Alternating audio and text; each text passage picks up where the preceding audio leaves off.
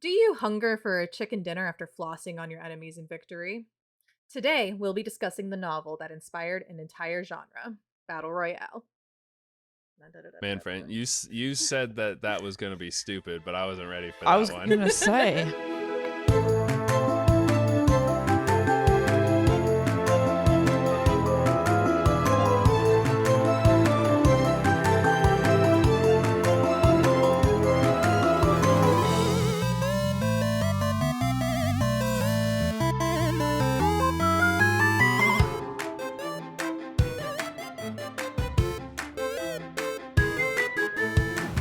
I pictured Fortnite vividly in my head. Good. That was art in motion. I'm just getting word now from the streamies. They're a late entry. I know it's We're over. a late entry? Yeah, it was That cold sentence. open to a podcast goes to Huh. I said we're as if like I'm a regular member. You are at this point. I mean, honestly. yeah, I guess I am at this point. Cycle people out. You're very close. Fran, give us the drop, the right. intro thingy. Welcome to The Lore You Know, a podcast where some friends dive into the fantastical and often convoluted lore of media that we grew up with and love, and here to bring you the mostly correct facts this week are me, Fran.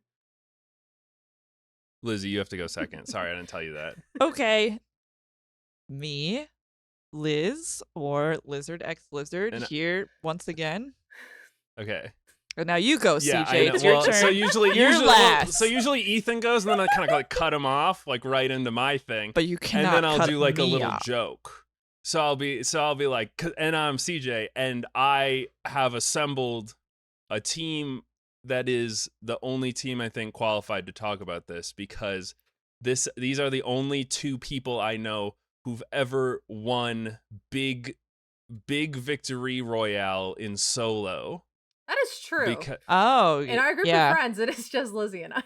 because listen. For the record, so everyone knows, Fran and I have won solo rounds of Fortnite. I have multiple umbrellas.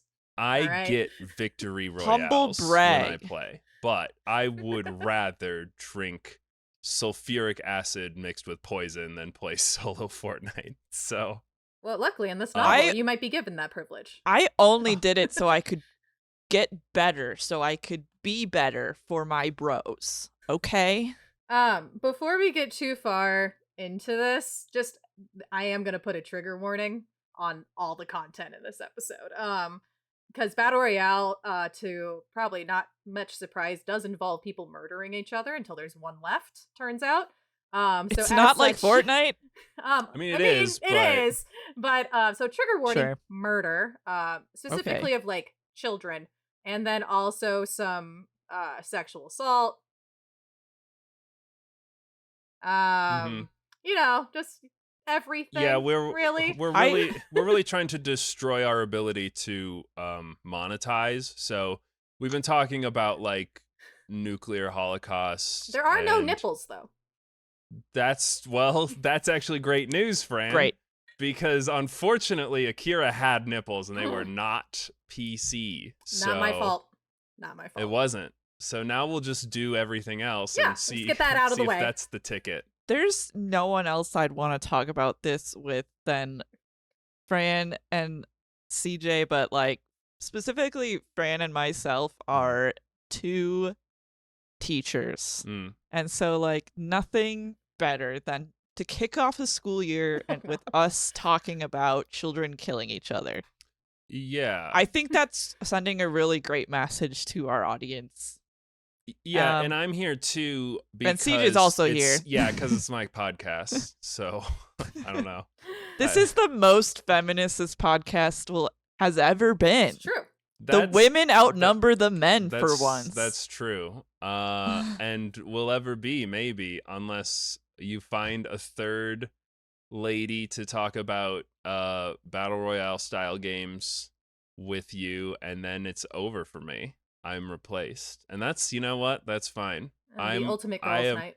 I support women in the workplace. He saw the Barbie movie and he liked it. Yeah, and I I didn't get upset about it because I am not a douche.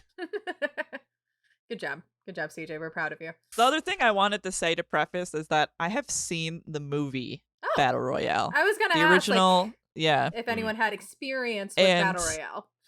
And I will tell you right now, I don't remember a single thing from that other than it was not up my alley as far as things I enjoy to watch. Violent movie. I'm pretty sure I watched it for extra credit for one of my classes in college. Okay, hold on. I'm very curious as to what class that would be.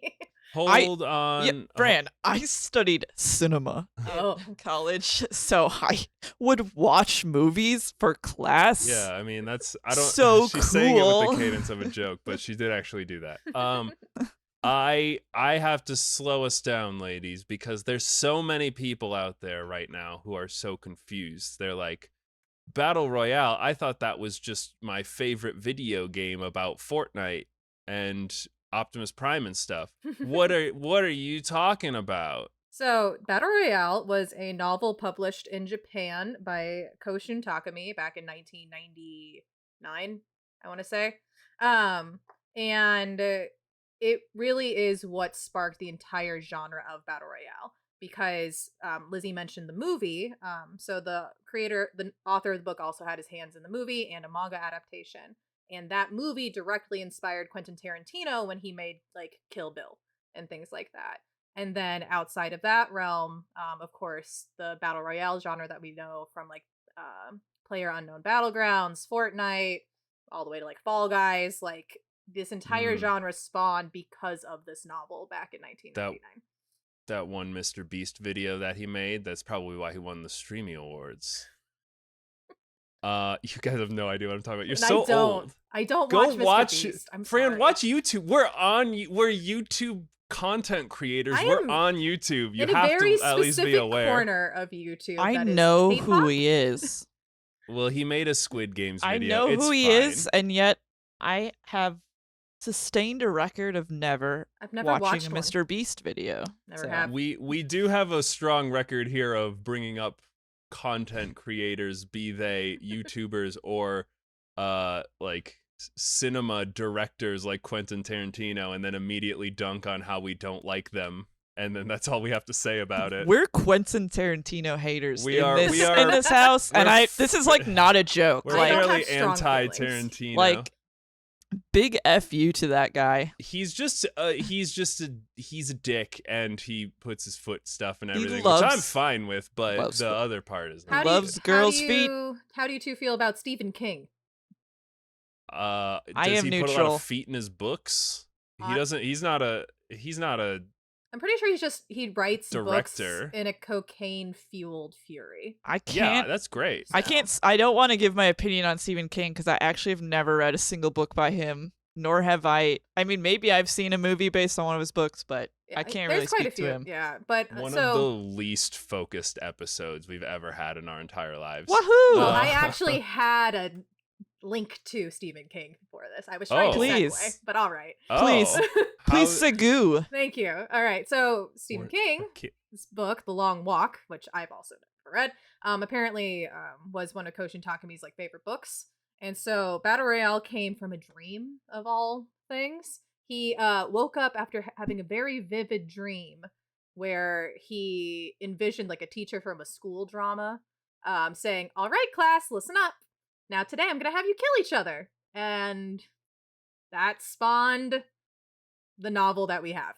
So that would be like pretty messed up dream. That would be like very scary. Most people would not have that dream. Yeah, but most people would not have that dream and be like, "Oh, I need to write about this." Most people would try to forget that dream ever happened. Well, see, I had a dream last night that they took a class off my workload, and I was like, "Wow, I wish that was real."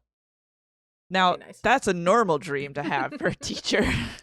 Well, he wasn't a teacher. He wasn't a teacher. That's a good point. He was just a guy that read a Stephen King book, I guess. Yeah. So let's just the term Battle Royale, it was not coined by Koshun Takumi though. So Battle Royale first showed up in the Ralph Ellison novel Invisible Man, which at least used to be required reading in high schools, but who knows? It's probably on some banned list somewhere now. Mhm. But a battle royale actually comes from like boxing and wrestling. And that's where like you have a lot of wrestlers in a ring and then they fight until there's one person standing. So that's where it came from originally, is from the pro Sure. wrestling circuit. And I so did read Invisible Man. great.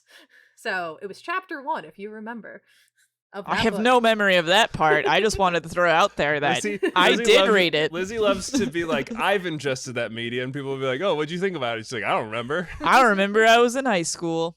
Exactly. So She's just it's off anyone the currently bucket list. reading it, there you go. Okay. So this book takes place in a dystopian Japan.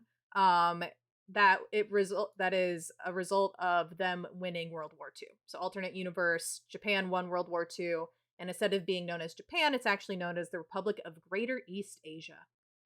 So did they just like take over all the other Yeah. Eastern Asian countries? Mhm. Great. Yep, Wow. Japan Okay. imperialized. And meanwhile, And also the Man in the High Castle is also happening, which is also an alternate reality of where the Axis powers won. Yeah, so opposite sides of the Okay. world, but it's all great. Okay. and just so we're like clear, so this means in this universe, A, no one ever dropped a nuke on anybody. Yes. Which I guess that part's good. But B, so Japan was losing pretty hard towards the end of the war anyway, sans nuke. Mm-hmm. So I guess this is also an alternate reality where they found more land to grow food on during the war so that they didn't have to starve. So this book takes place in 1997, and it's not like great there, like economy wise. So chances are, Well, they didn't have America to come help them teach them how to make an economy. well, it's because Oh my God. they're the American imperialists. That's what they call Wait them a in all their oh, textbooks. I was gonna Oh, say, wait okay. a second. Does anime exist? Because anime is specifically thanks to the U.S. influence on controlling Japan's cinema because we I won did. World War II. I had that same question, and I went back I and can't looked in the book, and anime does still exist. Oh Well, my God! they made it happen. Oh no, we didn't have to drop the bombs to make anime happen. Oh my God, I'm filled with regret. Oh my God. Oh, what have my ancestors done? Well, not my ancestors, like Lizzie's ancestors, Yeah, they're really. not But mine what either, have they so. done? Great. That made me feel good. All right. Don't worry, you're not related to old Oppie, I don't think. So in this book, it is described as successful fascism of the Greater Republic of East Asia, or Republic of Greater East Asia, or whatever. And Sure. And we've been playing a lot of Civ, so that is possible. Yeah. Like I think we've all run successful fascist states at this point. I don't know. I never choose fascism. choose It fascism doesn't feel usually. right. It doesn't feel right. Well, then your armies are weak and expensive, and that's why you never win a land war. Our story begins in 1997 of the successful fascism of Japan. And we're going on a field trip because, as we know from watching so many animes and stuff, classes always go on a class trip, an Mhm. overnight trip to go out and experience the Did you world or something. Did you guys ever have that for school? No. Going Closest on a thing was, field like, trip? Going on yeah. like an overnight trip. Oh, I guess I did for we band. did. Yeah, we would like have like band competitions out in like Breckenridge or something. We went to Washington, D.C. Classic The trip. only God, this private school bullshit. The only time I ever went on like an overnight trip that I had to go on was for my church school. So that I could Mission trips? no, it was like a teaching over the weekend thing. Anyway, I got more sick than I've ever gotten in my whole life, and I puked up a lot of milk in front of my crush, who was also in that class. So it was It's a great okay. weekend. Well, it's okay, honey. You're not marrying her. That's true. That's probably It's why, probably, 'cause I was she going to saw- say, she saw me probably throw up all because of that. milk. It's probably that. So I drank all the milk before I knew I was sick, in fairness. That's Whatever. awful. Yeah, it was Anyway. not, it was not a great time. So on this field trip, they're on a bus. They're on a school bus. There's 42 kids in this class, by the way, in their homeroom. Ugh, Massive class sizes in that's awful. the As a Republic of Greater teacher, East Asia. that's awful. Yeah, it sounds terrible. So Well, it should have been 100 from my understanding of the genre, but whatever. So these 42 kids are on a bus, and we are introduced to the character that we pretty much follow throughout the whole novel, Shuya. Shuya is such a rebel. He wears American branded shoes. I don't know if you heard of the Like brand. from that imperialist Wait a second, in this alternate future, Easterners wear a bunch of clothes made by Americans? No, This is a backwards actually, land. it does say the brand is American Keds, but it is manufactured in Asia. So They're Keds? Oh, now they got it. so he has a beat up pair of Keds because you just can't find those anymore Oh. due to imports being low. I think that was in the movie. He used to be friends with the Jocks because Shuya was a star shortstop on the baseball team, but he stopped playing because he found cooler things to do, like playing guitar. Also, very strange they have baseball. Again, that was one of the big things that we made them like because of how the World War ended, but whatever. Don't I worry guess about it. some things are just universal, man. Life finds a way. Yeah, people love hitting the old pig skin around and really smacking them over the bases. Isn't pigskin football? Yes. Okay. Don't worry about it, I was gonna Fran. say the Alright. jokes to us who are not into sports. All right. So he plays electric guitar, which caused him to not be friends with his sports jockey friends anymore because the mothers were just clutching their pearls, going, "Oh my gosh, you play rock music." I like these high school musical rules where it's like you can only like one thing, and if it's not baseball, then you are an outsider. Stick Well, to it's the more status that quo. rock music is banned in Japan at this time. The government rock is outlawed in the country. Specifically, okay. decadent music is strictly prohibited, and apparently rock. What is this? The decadent. 50s? I mean, no, it's Turns the 90s. out it's just I Footloose. know. No. So he, Yeah, Japan is just that town from Footloose now. That's great. All right, that actually gives me a lot clearer understanding of what's going on.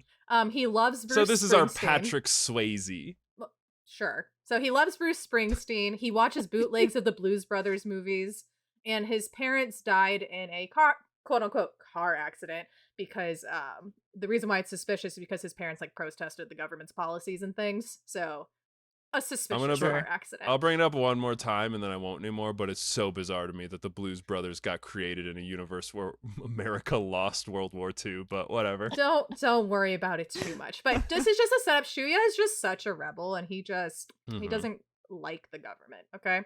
Right. In classic high school movie fashion, through Shuya's eyes, we introduce all the different cliques of students.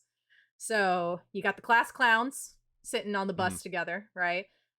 He calls the group of girls the neutrals because they're like just the standard girls. So like the head of the volleyball team. They're basic. There. They're basic girl? bitches, right? So they're Sure, okay. neutrals. Okay. I like Okay. that. They didn't have the term, they didn't have the term basic back then, so they're just neutral. That's nice. You have the female delinquents led by Mitsuko Soma and the male delinquents led by Kazuo Kiriyama. So the delinquents Why must it be gendered? Yeah, I was gonna say the delinquents get separated, boys and girls. Is it like the Olympics? Well, they have their do... own gangs. So Mitsuko's gang of female delinquents. I like that are more. all girls, and Kazuo's gang of male delinquents, which is a little weird because Sure. Kazuo is actually the son of like a really wealthy like businessman, and it's not like Yakuza related or anything. He's actually super smart, super athletically talented, but he has like no emotion whatsoever supposedly because he had some brain injury during birth or something. So it's not that he himself has ever done anything like a delinquent or a hooligan. It's the delinquents sort of like gravitated towards him and like do things because of him. he's a sociopath. Okay. Yeah. Interesting. Yeah. He's a real business guy. I get it, I guess. Yeah. There's one big nerd in the class named Yoshio. Just one nerd. Aw. He's a big Poor guy and he's like doesn't know what to do with his size and he gets bullied a lot. Not to spoil, I'm sure we're gonna find out pretty soon, but I'm sure he's gonna make it to the end of this book. Don't worry about it. Then you have the jocks, and as we know, Shuya's not friends with them anymore because he doesn't play baseball anymore. But there is one notable jock, Shinji, and he's gonna come up later. Shinji's a jock, but he's also super duper smart. And good with like Okay, so this is computers and not stuff. Shinji from Evangelion. No. Competent Shinji. Okay. Yeah, it sounds like he's the opposite of Shinji in literally any possible way. Then there's the I hate that intimate character so couple, much. the intimate couple. So there's like the Okay. token couple of the class, and they've been together for so many years. They've been dating. They lost their virginity to each other. Oh my god. Everybody knows. And then of How course, old are they? They high they're schoolers? 15. Yeah, Okay. yeah. Ew. And then the token transfer student, Shogo. So all of these kids have been together for the last 2 years, except for Shogo just joined this year, and he's like a big guy. He has facial hair. Oh my gosh. And Wait, are we sure this guy is like a student and not just a ringer for what's about to happen? He's So just like a 40-year-old man who's just like, yeah, all right, I'll go kill a bunch of kids, whatever. it's explained because he's 1 year older than the other kids. Something happened Yeah, where he got held yeah. back. When I was 16, my full beard came in, and I it's was not like, full holy facial shit. flare, but facial hair. Sure. It's like a mustache. Like it's like Okay. it's like Okay. that pubescent mustache. It's like that some I boys was gonna grow. say it's like the high school mustache. yeah. Okay. It's nothing Basically what crazy. I can grow right now, yeah. But the more notable piece is that he's covered in scars, which everyone's like, oh my gosh, he's also a delinquent. And they thought that he might join Kazuo's gang, but instead they're like, people thought they were going to fight and like, oh my gosh, but nothing happened. So they just kind of like kept to themselves instead. He's covered in Disney merchandise featuring the Lion King's favorite character because he's a closeted furry. I don't know if Disney made it to the Greater Republic of East Asia or whatever in this. That's the least realistic have part about all anime. this. Yeah, they were they have to have. I don't know, Fran. This I is don't know. all. I don't know what made it there. I'm trying to suspend my disbelief over here, but this is all just too much. So through Shuya's eyes, All right, we meet his classmates. all Yeah, that what fun happens stuff. to this battle bus of children? Well, before we get to this battle bus of children, okay. Also, Oh. note Fortnite starts in a bus, probably because of this book. Anyway, Right. Oh. we also meet Shuya's BFF, Yoshitoki, who is in the jock sector, kind of, but like Mhm. he still associates with him because they're part of Right. the same Catholic orphanage. Turns out you can practice different religions in this government. In Imperial Japan? Yes. Wait, Imperial Japan won, and then they were like, we're actually going to get cooler now. Well, religion is fine in moderation, but it's not a guaranteed right. So if you get like too overzealous, they will just murder you. I actually So- kind of like that rule. I'm kind of considering that one now. So while they're on the bus, Yoshitoki's like, Shuya, I have a crush on a girl. And And then does he get jealous because he thought that they were going to be So- bros? well, so Shuya doesn't care because Shuya has a crush on an older girl that's part of the music club who taught him how to play, taught him about like Bruce Springsteen and rock music. And he thinks she's she goes super she cool. goes to a different class. You guys just You don't don't know worry who about she her. is. So he doesn't she's care. so cool. She's like a rock star. But Yoshitoki like makes Shuya guess who he has a crush on, like standard high school nonsense, and it turns out it's the girl named Noriko, who will once again come up later. Noriko is like then like pops is like, "Hey guys," and she's part of the neutrals.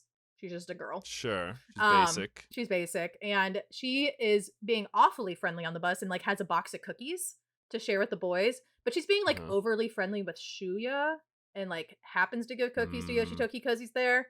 So it's pretty much heavily Uh-huh. implied that Noriko has a Little crush love on Shuya. little love triangle situation. But Shuya is oblivious to all of it. He's like, "Oh my gosh, Yoshitoki should totally go for it." Yeah, because he's like too cool to give a fuck about yeah, his because bro. he likes the older girl in his music class. Right. So they're on the bus. We've learned the relationships of these students with each other. And then they've been on the bus for a while because it is like an overnight trip, right? And then Shuya notices that the bus is like really quiet and like it's nighttime-ish, but it's like kids are usually like really rambunctious on buses, right? Field trip buses are notoriously loud, especially on the way to wherever they're going. So he notices like everyone's like passed out. Mhm. And then he's like, I'm real sleepy. Just real sleepy. Mm. And then he looks over and he sees Shogo like upset and angry, and he sees Shogo like banging on the window trying to open it before like Shogo passes out, and then Shuya falls asleep. Oh. That's me after I have a lot of Taco Bell and then someone drives me home and I'm I'm just so sleepy. I can't keep my eyes open. Really good analogy, honey. Thank you. Keeps me engaged. I like to keep the stories grounded in reality. I assume now this bus is becoming more of a battle bus. So the battle bus, children are all asleep on it, and They're not in the air, correct? No, This is no, a they've been grounded driving. battle bus. They've been driving. Okay. Um, So already a little different from what I'm used to, but go ahead. yeah. So the bus, unbeknownst to the children, had veered off from the rest of the buses from their school because it wasn't just their class going on this trip. It was like the entire like grade level of multiple homerooms was going on this overnight trip. But apparently none of the kids really noticed that their bus kind of like veered off the course from everybody else. Mm. And as Shuya wakes up, he notices he's in a classroom. And he's like, "Oh, are we at the place already? What happened?" But then he looks around and he notices that everybody's like slumped over on the desks, passed out. And then he looks to her, That's my experience in the classroom, you know especially what in the I'm morning, right? saying? Some boring Uh, school sucks. He looks to his left and he notices that the windows are all covered with what looks like steel sheeting, Oh. strangely enough. And then he looks down at his desk and it's like anti-government propaganda is like carved into it. But they are going to participate in something called the program. So he looks around and then an older man comes into the room. We learned that that's Mr. Sakamochi. He's their substitute teacher, if you will. And Right. he waits for everyone to wake up, and kids are freaking out as they come to because they also notice there's something on their necks. Mm-hmm. There's a very cold piece of metal sitting on there. And no one knows what's going on. Everyone's freaking out. And then the female class representative speaks out and asks, "What's going on here?" Okay. And the substitute responds to him, lets them know that their class has been chosen for this year's program. So the program started in 1947, and it selects 50 junior high school classes every year to participate in battle experiment number 68. Almost. So wait, they've been It's one off. They've been doing Took Yes. CJ too long. Yeah, sorry. I was He's mathing instead. So they've been doing this like once a year since the war ended. Well, 50 times a presumably. year. Because there's 50 classes selected every year. Oh, that's busy then. Yeah. Yeah, that's like a lot. every week they're doing a new one, except for like, I don't know, like New Year's and I guess one like spring break or something. Pretty much, because so they actually publicize the results on TV. Oh. So they don't televise. So unlike Hunger Games. So they should know what's going on. Yeah, so they know about the program. Oh, They've heard about the okay. program. It's not like Okay. they didn't grow up with it. They actually started learning about the program in 4th grade in schools, part of the standard Okay. curriculum. You could not get me onto a school bus for an overnight trip if I lived in a world where every once in a while one of those school buses full of kids goes off to do a Hunger Games. It couldn't. I don't care. It would be prefer like, to oh, be it hasn't happened yet. It's compulsory. You can't be homeschooled. So I just damn. call in, I'd be like, I drink a bunch of milk and I throw up and I'd be like, I can't go. I'm too stuffed with milk. So the kids are aware of what the program is. So the program is, as many of us have figured out, a situation where all the kids are sent somewhere to kill each other until there's one left. And it was presented to the public as a research program. So the military can research different survival skills and battle readiness of the population. Okay, I was just imagining like a bunch of like guys wearing lab coats with like corncob pipes sitting around like a fireplace and being like, but what if we had the children kill each other? And they're all like, oh yeah, that's a good experiment, yeah. Yes. What would happen? I mean, it started in 1947. So let's think about the timeline of World War II. Is this like the Stanford prison experiment where they were like, we want to show how people will just turn on each other on a dime, and then they were like, here, kids who haven't developed your frontal cortexes yet, take these bows and arrows and shit and go out in the woods and see what happens. Pretty much it, yeah. So the students... Also, it's like only from like one like like there was no diversity in that group either. It's Yes, just like all from the same class. type it's not of like, kid. It's not like randomized at all. They're all from the same class. They've been together for 2 years, except for the token transfer student. So, you know, good time. And they do them like 40 at a time. So they're blazing through like 400 kids a year. Isn't it 2,000? Because it's 50 times 40, 40 kids in a class or so, right? Oh yeah, you said 50 times a year. Yeah.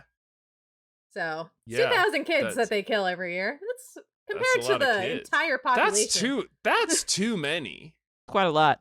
That's I mean, like- you got to sacrifice for military research, CJ. I was gonna say, I felt like isn't Japan one of the countries that's always like, we need more children But happening for this is- our Well, this is population the Republic of growth. Greater East Asia. So Okay, it's presumably not it's- just the island. It must be Also- booming. well, think about it, honey, because when the Americans won the war, they fucked so much they made all the baby boomers. That's a very good point. So when the Japanese won the war, they got so horny for each other. That's why they're not horny for each other enough right now, because they haven't won a big world war, and it made them sad and not horny. But in this universe, rock hard, making baby boomers left and right, and then the baby boomers are like, well, we need to keep our job security, so let's make sure we kill the next generation before they're old enough to work. It's only This is actually 2,000 at a making a lot time. of Yeah, I'll accept that this into is my this is making a belief lot of sense to system. me. Yeah. Yeah. So this part of the program of the book sounds really similar to probably the novel Hunger Games that most people are familiar with. Hunger Games, for the record, was published far after this book. And supposedly Suzanne Yes. Collins claims she has never heard of Battle Royale. There's no fucking way I she know. can say that. She has claimed it many a time that, I didn't know this was a thing. Who knows? Hold on, when did People have similar ideas all the time. So It is actually genuinely a thing. I would believe it. So she wrote the book in 2007 is when it was published. And this book was published in Japan in 99. And it came to the States They in are. I mean, like 2003. they're totally different. They are different. Like there's literally only the same thing is that there are Kids young killing each other. people killing each other in a game. Yeah. Which is, pretty important. But like the plots surrounding them.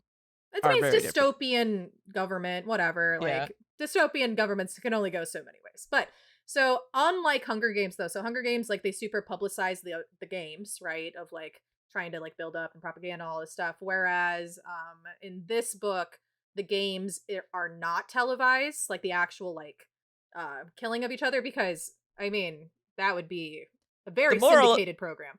But they do publicize the results. The main moral of Hunger Games is that capitalism is bad. Oh. And I don't yet know the moral of Battle Royale. I don't think there is much of one. Other than discuss See, the government. then that's the difference. That is that's the kind of moral I would expect from an idea that came from some guy's bad dream after he read a Stephen King novel. He just wanted to have a book where kids killed each other. It's fine. So Yeah, that's they fine. So Shuya does remember, like, when he was a kid listening to the news reports about, like, oh, this is the winner of the program. So they, like, have a video clip of, like, here's the winner, and the winner gets, like, a pension from the government and stuff, and, like, they're taken care of, like, monetarily, and they get Whoa. a signed certificate from the dictator. Well, wait, they have they're not orphans, right? I mean, some of them are, I get. You said some were, but they're not all orphans. Do So- they need taking care of? So I'll skip ahead to something I was going to tell you about later. So the thing is Okay. when a class is selected to participate in the program, all of the parents and guardians have to be informed. Sometimes Well, the parents and that's, guardians aren't too pleased about their child being selected for the program, and so the government shoots them. Sure. So then they probably. I mean, but then if you were like, nah, my kid's got this, and then they did, then you'd be like, great. I Yeah. mean, I guess I don't have to pay for them to go Yeah. to school anymore. Yeah, or so they're whatever. just taken care of because least they could do, take care of the trauma of that child by That's with money. That's a big. I mean, that's a big waste. You would think like least case scenario, you would at least want them in your army, like because they're like the best at killing.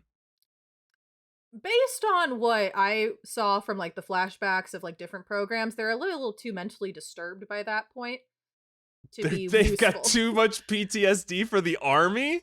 Apparently.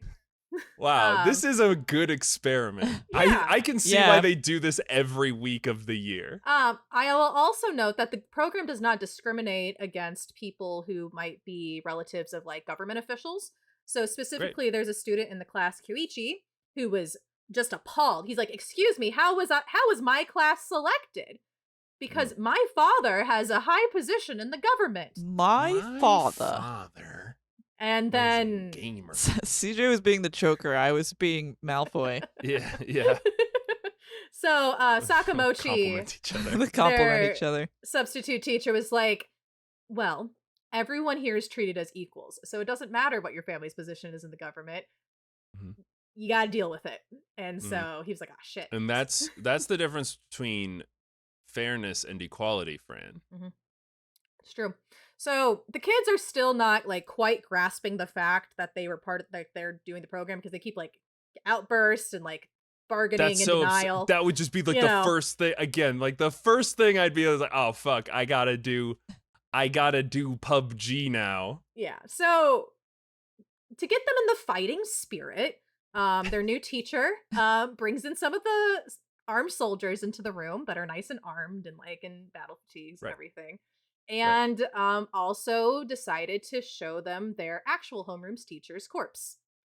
Because their homeroom teacher, when What the fuck, dude? Wait, that's just the teacher. well, the What are homeroom the- teacher was opposing the government by Oh. protesting his class's participation in the program, and so he had to be dealt with. Yikes. So, with that, Sakamochi, their new teacher, explains the rules of the game. And this is where most of modern Battle Royale games get a lot of their rules from. So, rule number 1, they're fighting each other until only one student survives. Fair enough, okay? Sure. Each student will leave the classroom every 2 minutes, one by one, and they'll be given a duffel bag of supplies. And note, since they were going on like an overnight trip, they also have their bag that they packed for the trip.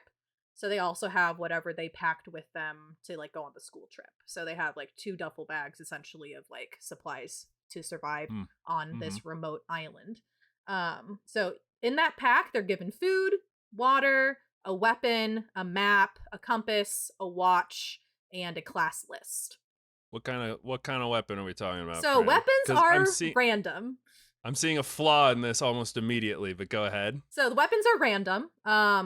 They range from guns to a fork to a shamisen to a Kevlar vest.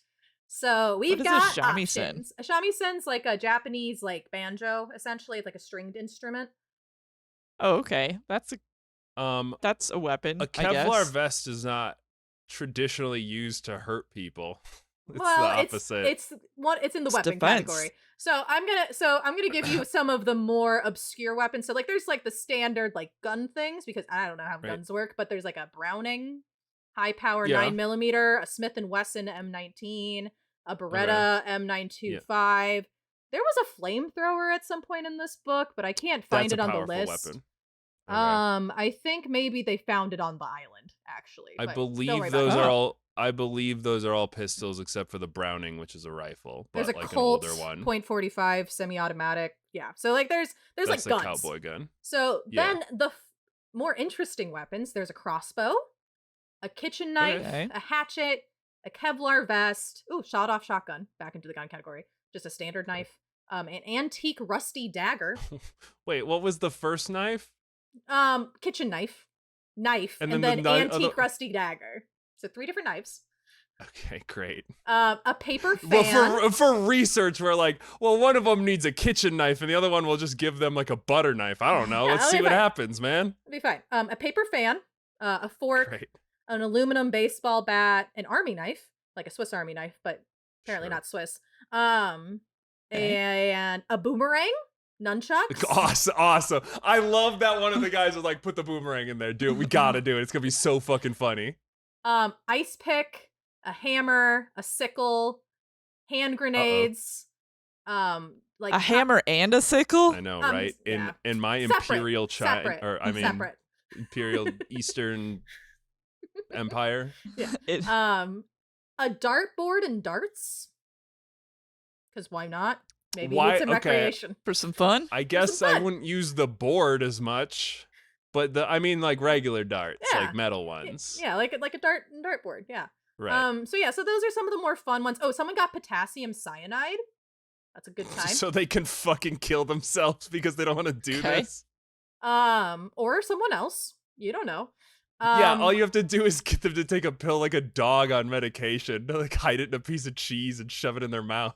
Now, CJ, I am curious as to what you would do with this particular weapon. Someone got a collar tracking device. Because, as I said earlier, everyone has a collar on them, and in there is a GPS. That the military uses to track their movements on the island. So what would you do if you were given a collar tracking device? So top tier weapons off the bat, obviously, like the pistol, like the Colt 45 is good. You can shoot it a lot. I guess if you only have that many bullets, though, you'd really want the thing with the most bullets in it. But like next up on S tier has got to be the tracker. Because could you imagine like the tactical advantage that you would have? You could just go where everyone else isn't for like the longest time. Or just like go where two dots are like colliding and then third party them. It would be like the easiest time. All right. Lizzie, out of this weapons list, what are you thinking is like top tier for you here? Yeah, the tracker was the first thing I would gravitate to as well, that I could just use it to stay out of everyone's way. Though here's the thing. Here's the immediate strategy I have, and this is maybe a little random because it kind of depends. Like it is a random weapon. You can't guarantee what you're getting. But if I'm first, okay, and I get like a gun or I don't know, a baseball bat or whatever. They all have to go single file out of this thing one after another from the same spot. You just wait outside and just like put a bullet in their brain the instant they come out. Well, CJ, this might be foreshadowing future events in the story. I was gonna say, I kind of remember this now. It is such a flawed way to do this exact thing that it is like so immediately obvious that the first person with any sort of good weapon is just gonna sit by the entrance and fuck everyone else up as they come out. So there is some precautions against some of these tactics that you're mentioning. So there's no spawn killing. So there is, just note, they are on an island that they specifically evacuated for this program. So it was a residential island, like people lived here. But like, when they do this every week of the year. Yeah, they cleared them out like last week. There's you can see like they have kitty cats, people like have their computers and stuff still there. Like, wait, so people do they pick a new island every time? Yeah, so for each class they go to a different remote location. This is such a disruptive. There's a lot of islands in the Republic of Greater East Asia, all right? I mean, I know, but you're going through 50 a year. It's just a lot of logistics, and you gotta get them all there. CJ, you said it earlier, job security. Yeah, job all right. Security. So because they're on an island, there are ships surrounding the island, so kids can't just like jump into the water and try to swim to shore. Okay, they got collars on them, they can track them.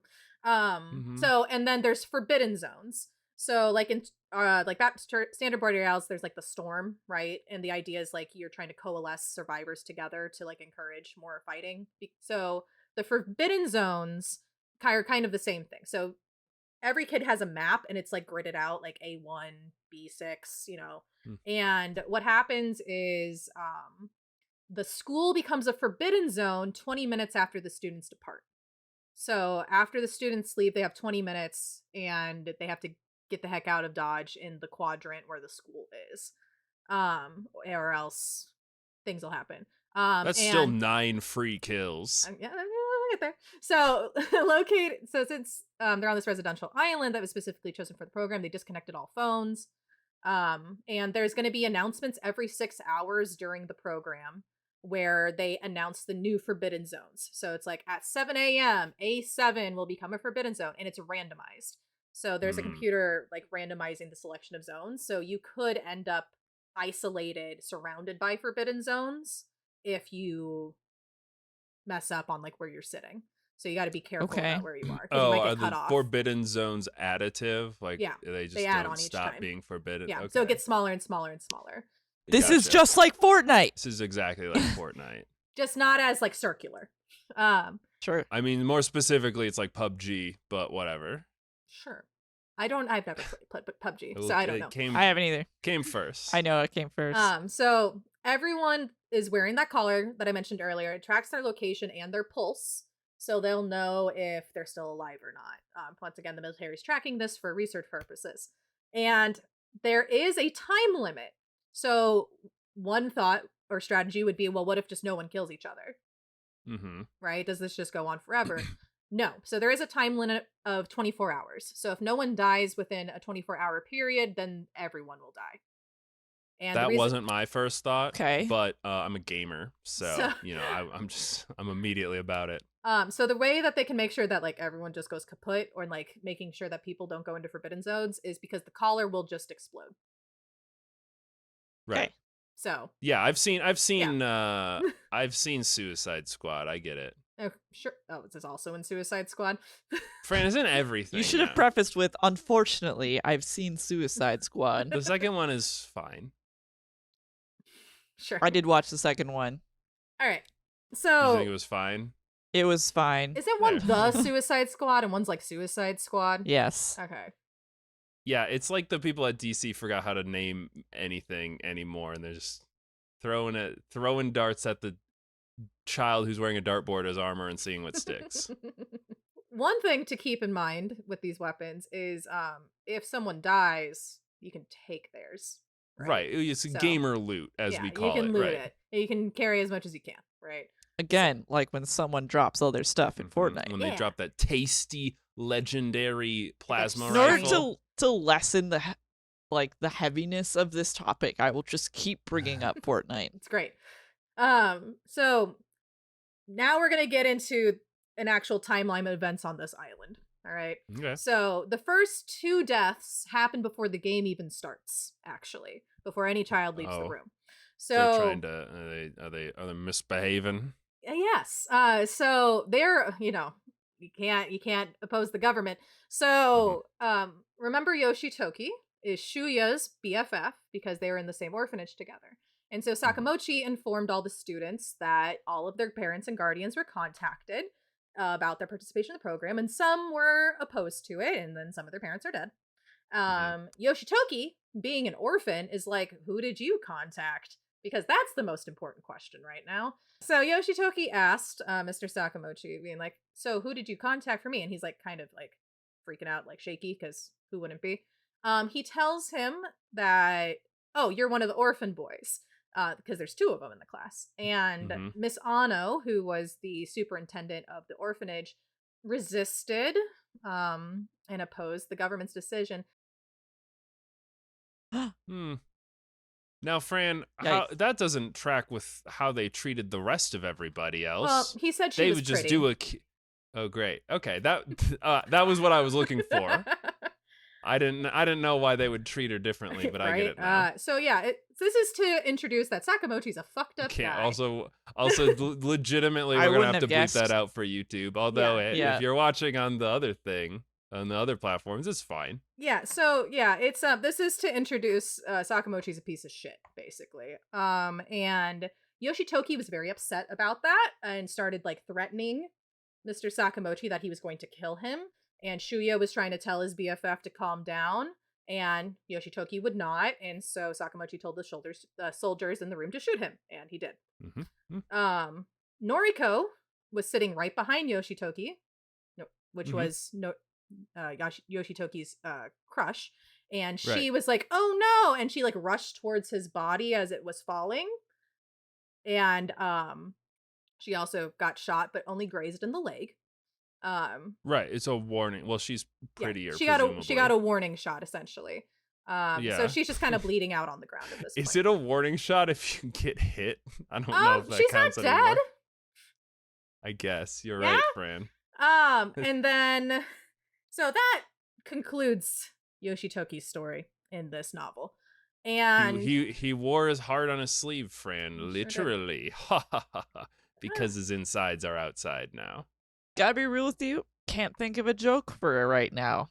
Really? I just came up with that one on the spot. I don't know if you want to joke about all the deaths. That's all I'm saying.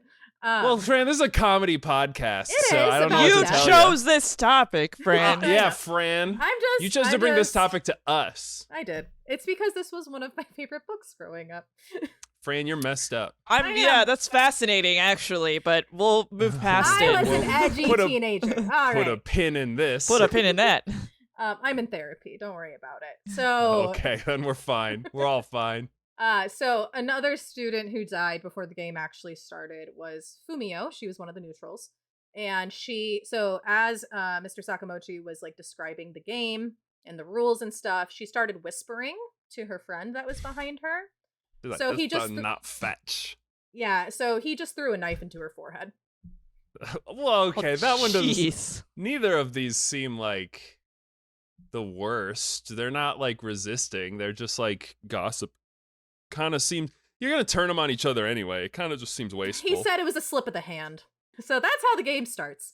2 students are dead before it officially begins. So instead of tracking 42 students, you get to track 40 throughout the book. That's a better number for me, quite honestly. More It's even. a little easier. So conveniently, when you read the novel, there is a map of the island for you to follow, and there's a class list for you to follow, so you can follow along and see who's left and which parts of the map are remaining. And all that good stuff. This is just the fucking Hunger Games. I'm starting to believe less and less that what's her name didn't read this. Yeah, or at least watch the movie. Unclear. Or So- know something about it, because they do that exact shit. So one of the reasons why I liked this novel growing up is because you don't just follow Shuya the whole time. So Shuya's kind of like the character that we've been following so far, but as the students start being dismissed, we start following each student's perspective. So you get to know all 40 students in the class. That's your Before favorite the end. part, Fran? That sounds so tedious. I like have the. I like tried books with to- multiple perspectives. I tried to read Game of Thrones and they switched between like 5, and I was like, Jesus Christ, just get to the point. When do the dragons show up? And then I didn't even get to the part where the dragons show up because it was so fucking boring. I also sorry. like multiple perspective books, Yeah, Fran, it's so I'm just- with you. Yeah, I like the structure of the book a lot. I okay? feel like they're more unusual these days, but yeah. yeah, Also, they're not there as was a common. joke. I read all of the Game of Thrones books. Don't at me saying I'd stop before it got good. Just fucking whatever. It's fine. I didn't read any of them. I Oh my also God. didn't, and I never watched the show. Also didn't watch the show and didn't want to. Same. Before it was popular to not like it. Same. I didn't watch the show before season 8 or whatever. Fran, we're so cool. We're so cool. Tell us about these murder children. So the game is starting. Conveniently, so the fun part is that to determine who gets to leave first, they get to draw a name out of the hat. Mhm. Fun time. So the game has started. For the sake of not getting to know all 40 characters in this podcast, we're going to focus mostly on Shuya, and then we'll pick up some notable bits throughout the story, but mostly focusing on his journey through this game. So as Shuya leaves the building, he notices there's like a lump on the ground. Looks like maybe like a bag, like maybe like Okay. one of the bags. And he notices there's like a corpse next to it as he leaves Oh. the school. Great. Mystery solved. So turns out there was a student who left the school and was like, hey, there's a really high building up there, and Yeah. climbed up that tower, and he had a crossbow and was picking the kids off as they left. However, the student who was doing that was Yoshio, the nerd of the class. So he thought Damn. he had a target on his back. He was already a victim of bullying. So he's like, no one's going to team up with me. I'm not going to survive. So I'm going to have to make sure I survive. So Yeah. Well, no one can really team up with anyone. I mean, you could do it to last a little longer, but like, at the end of the day, them's the bricks. So he only got one person though, because he tried Because the crossbow. Yeah. he That's how they fumbled a work. bit when loading it the first couple times, so he missed people. But so when Shuya came out, he barely missed Shuya because he didn't expect Shuya to stop moving when he saw, the lump on the ground. And so Shuya saw the arrow like hit the ground next to him, and with his star baseball player shortstop skills, he took that arrow and threw it right back where it came from, Whoa. Not. knocking okay. Yoshio out of that tower. There's some Oh. physics issues with this, but you Don't know worry what? about it. If you can throw a baseball, you can throw an arrow. That's my experience. enough to kill what part of someone? star baseball Question? player? I know. Listen, Fran, I've played as a monk in Dungeons and Dragons. I understand the power that this is. It's super powerful. Turns out, as we find out in one of the next chapters, Yoshio was not killed by Shuya. Shuya doesn't know that though. Shuya's like, oh shit, did I just murder someone? I just got out of this school. Sure. And before he left, he had tried to get a message to Noriko because he decided he was going to take care of her because Yoshitoki couldn't. And Yoshitoki could never fulfill his love of Noriko and some So this guy gets nonsense. 2 girlfriends, and So- his friend is dead as a pile of goo? His This friend is bullshit. dead, and so he's going to protect his friend's crush, basically, to be Okay. noble. He And knows the so- rules. Well, so luckily Noriko was 1 or 2 after him, I believe, in the class order. And so he was able to grab her pretty quick. And she's still wounded. She still has that bullet that cut her leg open. So, but he grabs her, and since he was already attacked, because he had thought about like waiting for Shinji, who was that smart jock we talked about earlier, because he thought if anybody would figure out how to get off this island, it would be him. But he just couldn't take that chance because he was already attacked, and he's like, oh shit. So him and Noriko run off and try to find a place to hide.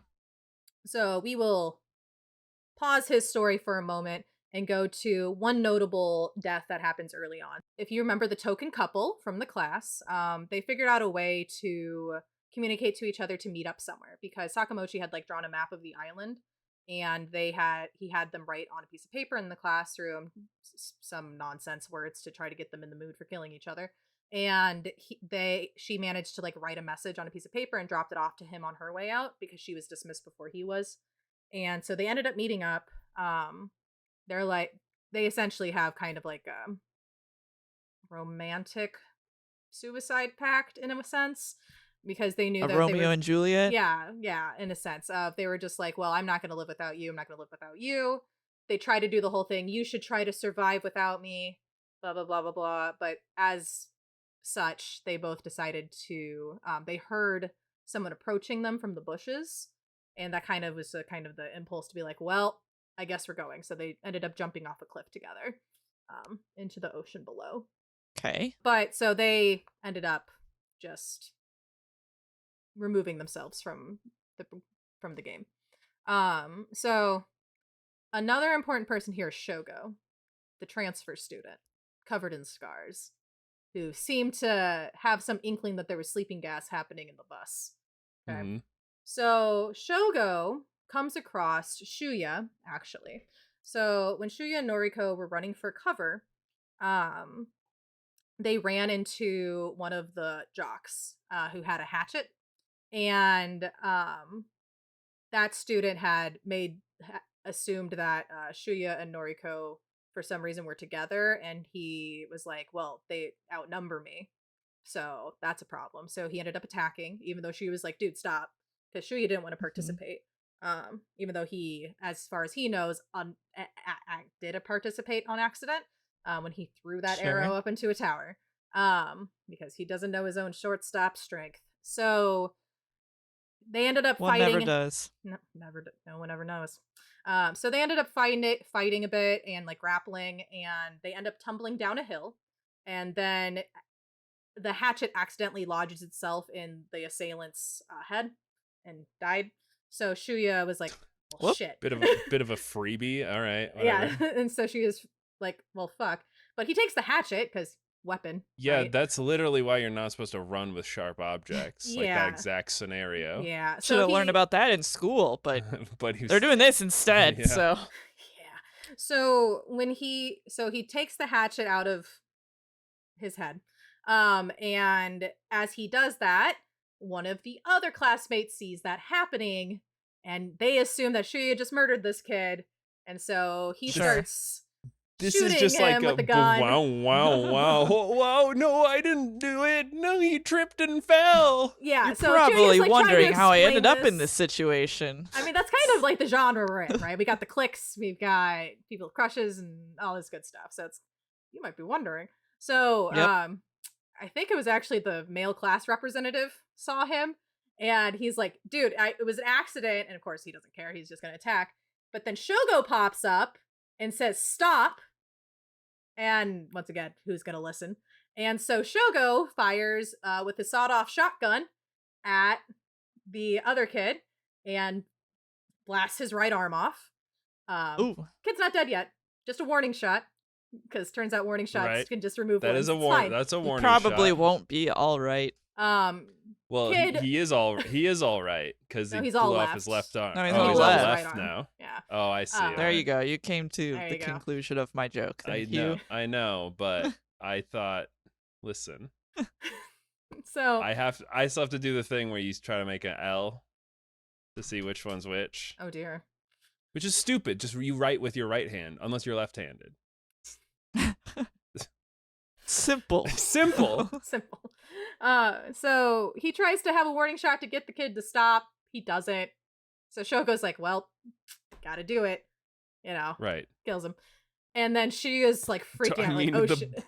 the bleeding out would have Got him in happened the at end that anyway. point. Yeah, but the kid had a pistol, so could have like got some shots off before he bled out. Okay. So Shogo Sure. puts the kid out of his misery, and Shuya's like, "Oh dear," thinking he's gonna die. He's got to Oh watch someone dear. get killed with a sawed-off shotgun.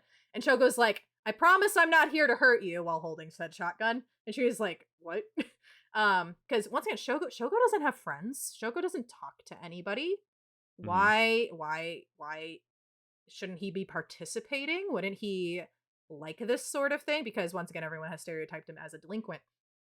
Shogo instead says, I don't like, you guys want to team up essentially. And Shuya is like, I'm with Noriko. I'm just trying to make sure she's okay. Shogo's like, I can treat her. My dad was a doctor. Yeah, that is how it works. Yep. That is how it works. That's what I would do on the playground growing up. I'd be like, I know what's wrong with you. My dad's a doctor. Right. Yep. So if they like broke their nose, you would like do the thing where you just like set it back into place and you'll be like, Yeah. you're good to go. Yeah. No, I'd look at them and be like, you broke your nose. And that would be it. Fran, keep going. Yes, thank you. So he teams up with Noriko and Shuya for who knows reasons. But he claims he has a plan to get off this island. But it's only gonna work if the three of them are the only ones remaining. Okay. So That they are seems the only like a three that can be lie. alive. Well, Shuya's like, but we were planning on teaming up with Shinji or someone else. And Shogo's like, okay, fine. They can join. I'm not opposed to our numbers growing, but it can only be the people in our group that are left alive then. Okay? I think he's lying. Well, we'll find out soon, won't we? So Shuya... I have, it's that meme of that detective from that game and it says doubt. That's me right now, Fran. Doubt. So Shuya and Noriko have welcomed Shogo into their group. And Shogo, he's really apt at like this for some reason. He knows, like, he stopped by the general store that was on the island, like grabbed some like wire, like fishing wire. So he set up like trips around like where they set up camp and stuff, so they would know. And like if a branch fell, like a specific branch, like they knew that like someone was coming. And he's really good at treating wounds because his dad's a doctor, so of course he knew. Right. But he noticed, they noticed that Noriko was like kind of getting sick. Like she seemed really sickly. They weren't sure if it was a cold, or if she was getting like sepsis, or like her wound was infected. Because Yeah, or she just probably lost that. a lot of blood. Wait, what kind of being good at doctoring is he? I thought he's like, well, she's been shot in the leg. I don't know why she's so weak right now. Well, he said it could be a cold or it could be sepsis. Those were his two options. That's usually how how it goes. I like a I mean, that's person what happens coming when I into go to the the doctor's office. Yeah, You I know. like a person coming in the doctor's office like an arrow sticking out of their arm. It's like, well, it could be COVID or it could be something to do with that. Yeah, If you're a both woman, equally they'd be like, dangerous. you just need to lose weight. Oh, Or are you on your period? Yes. well, maybe So- she is on her period. Or are you pregnant? Oh, maybe she is pregnant. So they end up deciding to head to the the clinic that's on the island, because once again this was a residential island, so like there's like a hospital type thing there. So that's where they decide to head. So let's talk about the male delinquent of the class, Kazuo, who for some reason has no emotions but is really good at sports and academia. And he has I a remembered crew him. around him. I feel like he would do pretty good in this scenario. So he somehow managed to pass a message along to his gang in the classroom to meet him on the southern tip of the island once they leave. So he gets there, and unfortunately for one of the girls in the class, she also ended up there with everybody, and he found her and was like, "Hello." And he had a coin in his pocket, and he decided he was going to flip that coin and to decide if he was going to participate in the game or not. So that's such a high schooler thing to do. Yeah, he just saw the Batman, the one with the Two-Face in it. And he was like, "Let's play a game." Basically. So he flipped that coin. It landed on the side of he was going to participate, essentially. Dang. Great. So the poor girl who ended up down there that didn't mean to be there, he killed her. And his gang shows up. He was like, nice, hey, boss, nice kill on that girl. Kind of, yeah. So everyone shows up in the game except for one. Because one of his friends was like, I don't trust him. I'm not showing my face over here. He's gonna kill us all. And Kazuo did kill everybody when they got there. So oh damn. Damn, boss, you're killing us so good over here. So I'm dying here, boss. I'm dying over here because of you, boss. That's my boss. So Kazuo is participating. Yeah. Spoiler alert: he ends up with the highest kill count by the end of the game. Great. So he's I mean, good he at got that too, I guess. Killed all his cronies, so yeah. So that was a good start, like straight off the it's bat, freebie. high numbers.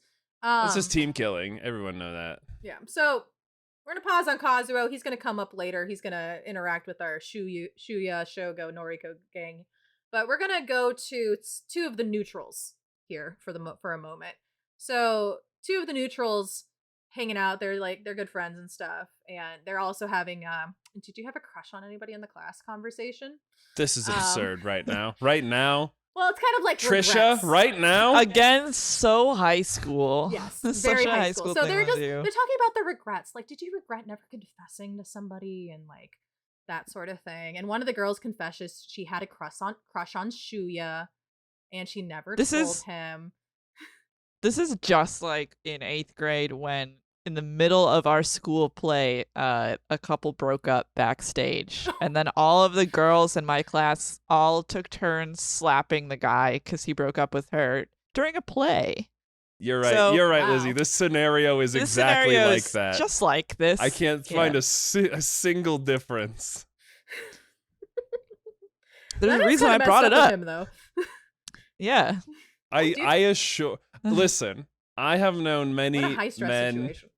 I have known many men who have dated women in my life, and it appears to me that men have no idea of like the concept of timing. It's just, it literally just like comes into their head, and they're like, well, I have to get this out of my head now because otherwise it will be there, and I don't want it in there anymore. We gotta be on stage to do the Music Man big 76 trombones number in like 2 minutes, and now's the time. Now's the time. Trombones. The big parade. And in high stress situations is obviously at the time to do these sorts of things. So girls talk about their crushes, but then they notice there's a big megaphone like on a tower thing, probably to like warn people of like a tsunami or something like that. You know, yeah, they're an island, or whatever, something. Right. Make announcements for the festivals or something. I don't know. So they're like, you know what we should do? We should get on that megaphone and encourage everybody to not fight and not kill each other. We can work together and play some ska. I literally, honey, I was gonna say, I bet that town used to use that to play ska music for all the villagers. But then I was like, I'm wearing a ska t-shirt right now, and I feel like that would be too stupid of me to say. I wanted to steal the joke from you. I could feel it in the It was air. I exuded it through the space between us, and it osmosis went into your brain. Do you think ska could have made it to the Republic of Greater East Asia? It's the 90s. I do. Well, ska existed before I'm not gonna get into ska, but it existed before the Great Wars. So it actually, see, a lot of people think that reggae came first and then ska is based on it, but it's actually the other way around. Ska came before reggae, and then reggae was invented after that. Thank you, thank you, CJ. So I would imagine that Japan would be, at this point in history, doing the same thing that America was doing in our timeline during the 90s with third wave revival ska, or ska punk as we call it. It's possible. They only banned decadent music, so I don't know if ska. Oh, ska's the most decadent music you can have, Fran. Not Fran. allowed. It's probably not allowed. Oh man. Unfortunately. So the girls end up at the megaphone and they shout into it saying, "Everybody, let's not kill each other." Right. And everyone, and then so we end up in the perspective of Shuya and his crew going like, "That's a really stupid idea. What are you doing? You're giving your position away, and people will find you." Happened. So Shuya decides to fire warning shots, not at them. This actual warning shots, not like at anybody, like in the air, to like be like, "Hey, you should stop talking." And the girls instead go, "Don't shoot. It's okay. We can do this together." And then he's like, "I gotta go stop him." And Shogo's like, "Dude, you stop. You stay here. Don't go anywhere." None of them are following the rules. The gamer boy, who is presumed dead right now, is following the rules.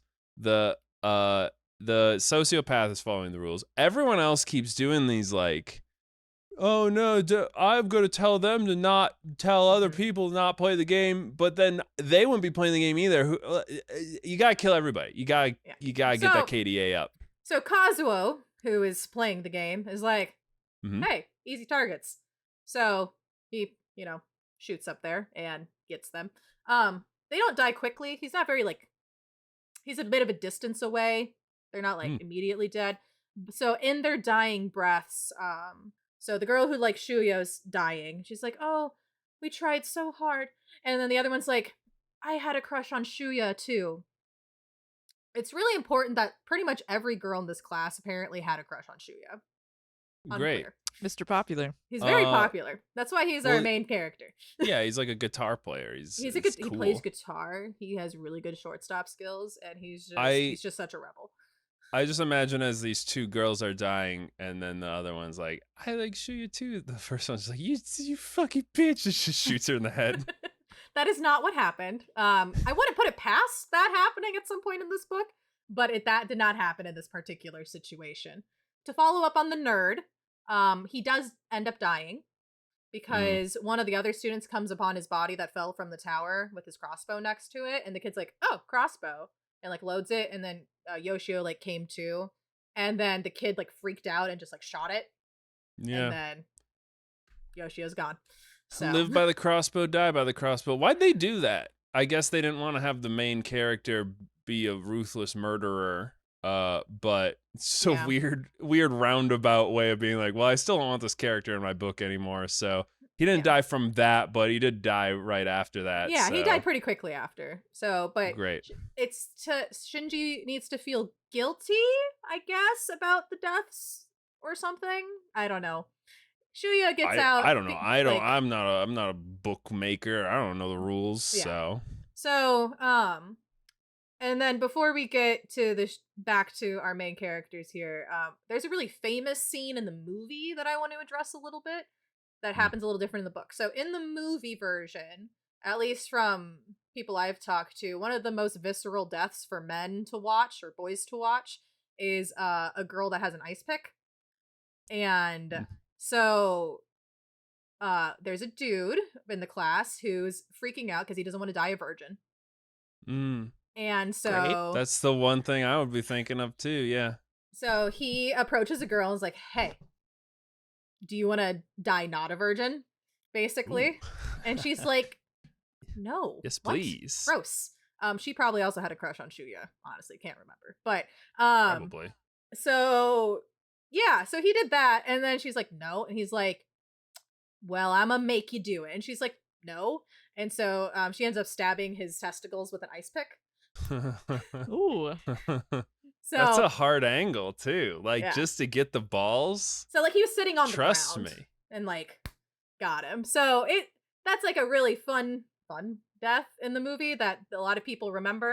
In the book it's a Yeah. little different. Okay. The concept, the setup's the same, but she still ends up killing him with an ice pick, just not as it's just in the mouth instead of the Ugh. balls. Not that the balls Oh. would have killed him anyway. Oh, It so just- the filmmakers were just having a little fun with it. They're like, this guy, what if his balls because his balls are so full, get it? So if they just exploded to death. She probably didn't even have to use the ice pick, quite honestly. After getting blue balled like that, they'd probably just explode on their own. So just a fun aside there. So there's after the megaphone situation, after Kazuo got those girls and stuff, Kazuo ends up coming across Shuya, Shogo, and Noriko while they're at the clinic. And they have a big like shootout situation, but that starts with Kazuo got his hand on a grenade and threw it at them. And Shuya's shortstop skills come in handy once again because he catches that grenade and Right. chucks it right back, right? Of course. So Catches the grenade. and so Is oh this shit, they're being ambushed. is this a like what we would think of a grenade, or like those German grenades with the handle? I don't know the difference. Well, Fran, fun fact, American grenades were designed to be about the same size as an American baseball because they knew it would be easier to teach soldiers how to throw them because Well, they already knew how to throw baseballs. So if it was the baseball one, that would actually make sense to me that he was good at throwing them back because that's why they were made that way. well, the Republic It's of Greater really- East Asia must have gotten them from those American imperialists. Really good for the American stereotype. That- American can only understand if related to sports. If related to baseball, we made this missile football shaped because I mean they do call it the nuclear football. That's the like suitcase that has the button in it or whatever. Yeah. So I mean you're not super far off. I'm sure that was covered in what was that? Odenkirk? What's the movie that came Oppenheimer? out? Oppenheimer, The yeah. Oppenheimer one. Yeah, so I'm sure that was covered in It's Oppenheimer. not Bob I'm sure Odenkirk. Bob Odenkirk as Oppenheimer. Yeah. I'm sure that Uh, was covered in Oppenheimer. A whole scene about, okay, guys, how can we make this more sporty? Yeah. And that's why they named those underwater boats the same thing as sandwiches, so guys would be like, it's shaped like a sandwich, but it goes under the water. I get it. Mhm. Now All you're getting it Historically into accurate. the American headspace. I know. It's great. So in this shootout with Kazuo, Shuya gets injured a bit, gets a little beat up. He escaped from Kazuo. He split up from Shogo and Noriko. So Shogo, he kind of distracted Kazuo, so Noriko and Shogo could escape.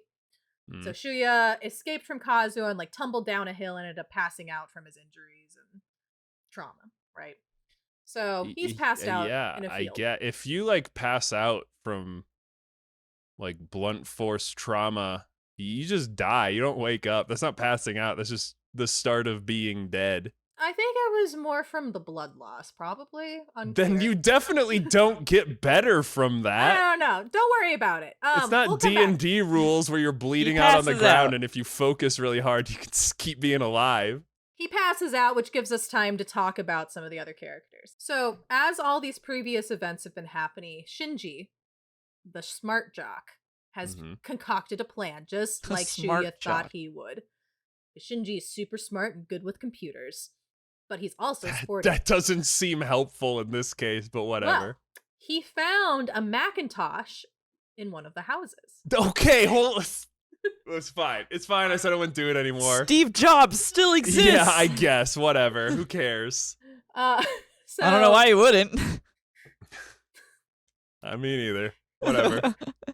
So Shinji's plan is to hack the government's system Mhm. using the Macintosh he found in one of the houses. And he's Okay. going to hack the system to turn off all their callers so they can escape. Okay? Nice. So they're Wi-Fi enabled, is what you're saying in I, the I'm 1990s. assuming GPS enabled, but That doesn't do that, but all right. don't worry about it. So Great. Shinji's hard at work getting this done.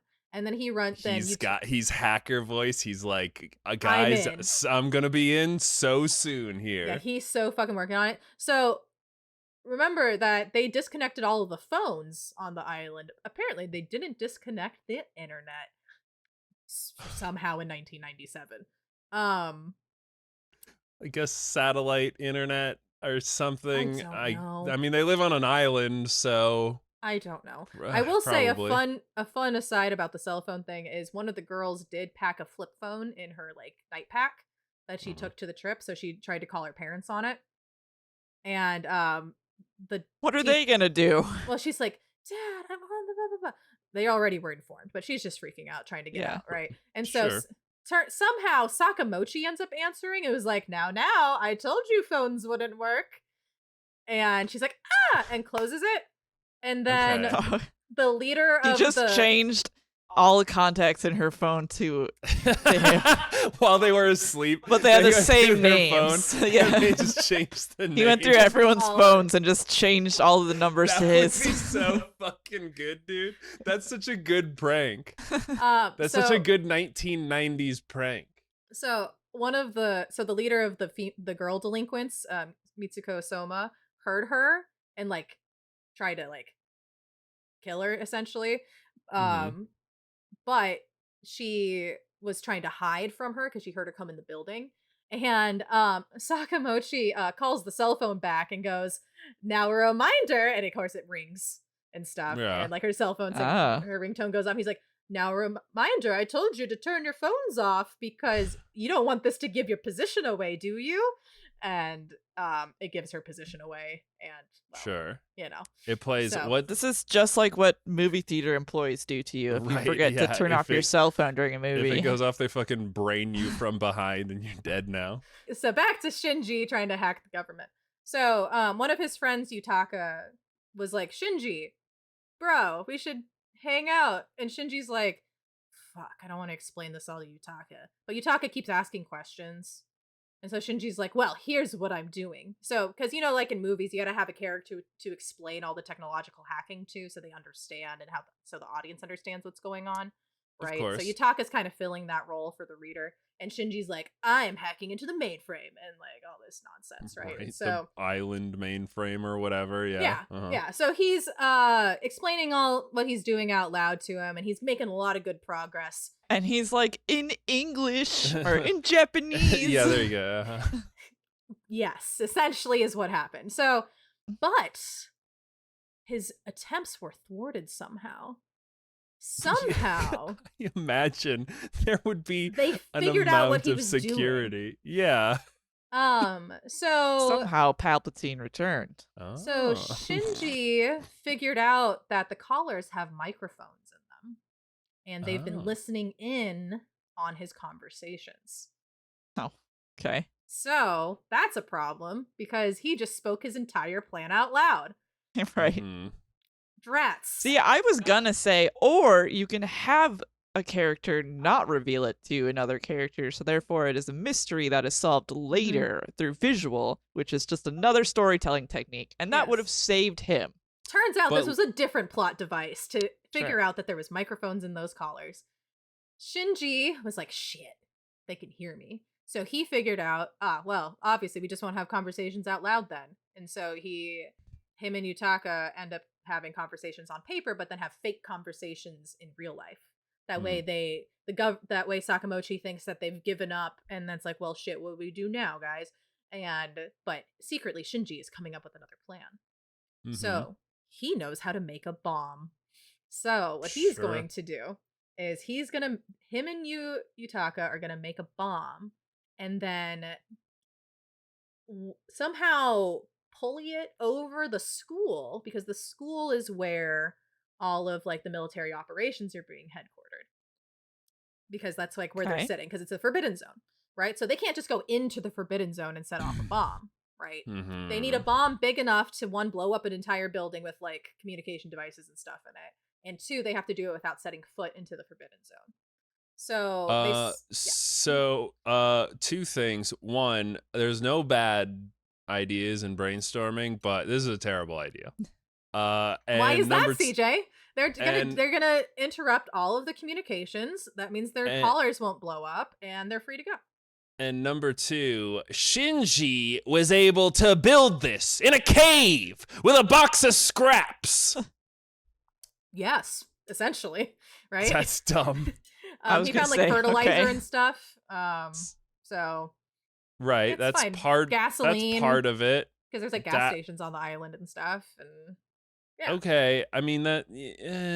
Sure. There's a whole agricultural center, like where like all the fertilizer and stuff is too. So like. Oh, so he just has access to unfettered liquid fertilizer. Okay, then yeah, that. Yeah, I guess if you knew what you're doing. Yeah, so he's fine. I mean, I don't know how to make a bomb, and I couldn't tell you on the internet, so. So Yutaka was going out to grab materials and stuff, and Shinji's like trying to build it, and their work was finished, and it was time to move the bomb to the warehouse where the Agricultural Association of the Island was based, and then they were gonna like they had like some kind of wire system to get it above the school. I don't remember how, but they somehow figured it out. But their plans have been interrupted. Not by the teacher this time, but by Kazuo. Kazuo has found them. And that bastard. That fucking bastard. So Kazuo engages in a big gun grenade fight with these guys. And Shinji was like, shit, can't do it, not gonna make it. So as a last resort, he lures Kazuo closer to the bomb. And he ends up detonating it to try and knock Kazuo out of the game. To explode him, right? Yeah, to explode him. And Kazuo falls over. Looks like he's succeeded, but he gets back up. How close to the bomb was he? He was pretty fucking close. It was a shit bomb then. It would never have worked anyway. Turns out he had the Kevlar vest. He managed to get the Kevlar vest off of another student. How do you? I'll find someone else. I was like, how do you murder all those other people then? I gotcha. Yeah. So he's just also slowly collecting things. Yeah. Kevlar vest don't stop your insides from turning to goo when you explode, but whatever. I mean, it was an improvised bomb. It's not like right, but it's super great. But great. Okay, so, sure. Caught why the not? shrapnel. Yeah, I guess the shrapnel going into his. Well, if it exploded, there was some shrapnel. Yeah, but I don't think it was like purposeful shrapnel because they were just trying to blow up the building. So. Yeah, this is a bad plan. Well, and with that, Shinji, and his wonderful plans to try and thwart the government had failed, and he has lost the game. He is definitely like one of those smart guys that was like, oh man, if I just had access to a 3D printer, there's all sorts of things I could make. And then you give him access to a 3D printer, he just makes a bunch of shit garbage. And it's like, oh wait, you're actually really bad at this. You just thought you were way better than you were. He was like, what would Elon Musk do? I was kind of envisioning him as a crypto bro. He invented an electric car, and he's like, all I have to do is roll this car down the hill. Something and it will, Elon Musk didn't even do. And it will explode. and it will. I'll be able to get out of here somehow. Would Elon what Musk if I exist bought in a this product timeline? and made it worse? Was that? Would Elon Musk exist in this timeline? I mean, I'm sure his parents would have. If Steve Jobs exists. Yeah, I'm sure one of his parents would have dumped into the other one. I just don't know what he would do in this new world order. Mm-hmm. Probably be really about this. Probably. So back to our main guy, Shuya. Shuya passed out from his injuries after his fight with Kazuo, right? Right, I remember. So turns out there was a group of the neutrals that did manage to make a group. So the female class representative was able to recruit like 4 other girls together, and she was going to recruit the couple, actually. But remember how like they heard footsteps behind them in the bushes? It was actually Yeah. her trying to get them to join her, and Right. form a pack together. Yeah, So it's basically Romeo and Juliet. They yeah. just immediately jump to suicide. Yeah. So she, um, and a group of the girls, they end up at the lighthouse that's on the island, and they kind of make camp there. There's a kitchen there and everything. So the five of them are living there together and trying to get through it. The lighthouse luckily hasn't been marked as a forbidden zone or anything, so they've been able to stay there for the entire game. And they see another girl was like in a catatonic state, um walking through the fields, and they're like, oh my gosh, we got to go help Yuko. And so Yuko was freaked out a bit because she saw Shuya pull the hatchet out of another student's head, and she was like traumatized from that and was like, oh my gosh, why would Shuya be participating, blah blah blah. And she's like, really, My crush. she did not have a crush on him. Yeah, I know. So maybe she had a crush on the other one.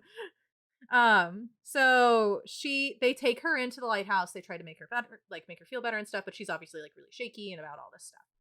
So Yukie, the female class representative, saw Shuya fall down a hill, passed out.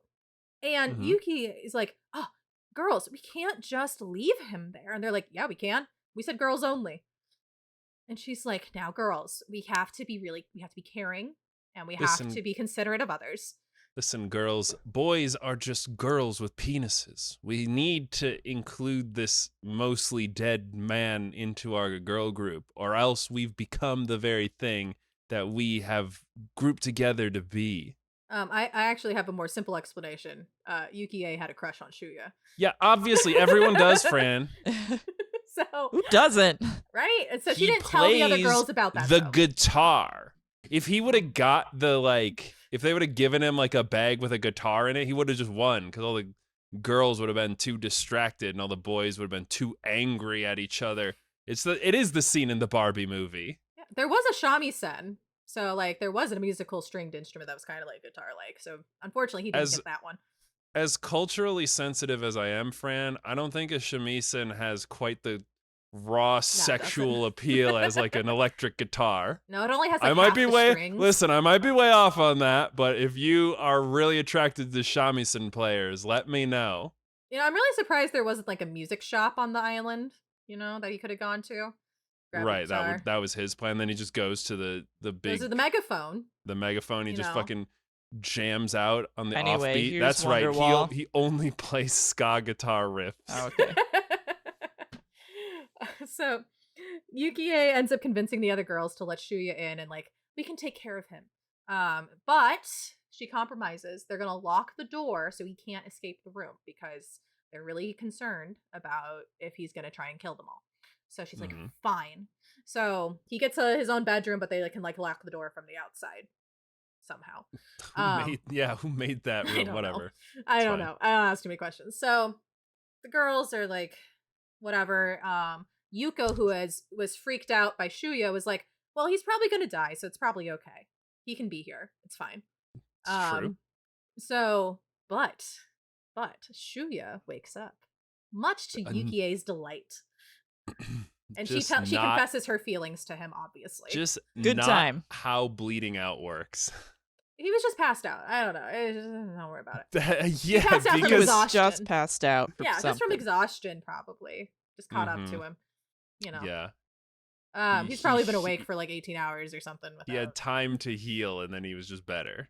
Yeah, they were bringing him food. He had a long rest. What do you mean they were bringing him food? He was like unconscious. Oh, they brought him food after he woke up. I'm sorry. Yeah, all right, it's fine. He's a superhuman. I get it. He's got plot armor. Yeah, he's got so much plot armor. He's a star shortstop, but he's too good for baseball now because he's a rebel. He's short. So. I always thought pitcher was more of the the man to be. Is shortstop like where you want to? I don't know.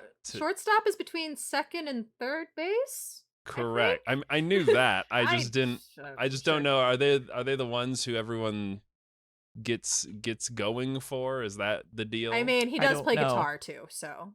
I would Maybe say that's just probably a compounding bigger. factors. He's athletic and plays guitar. Fair Yeah, he's enough. coordinated.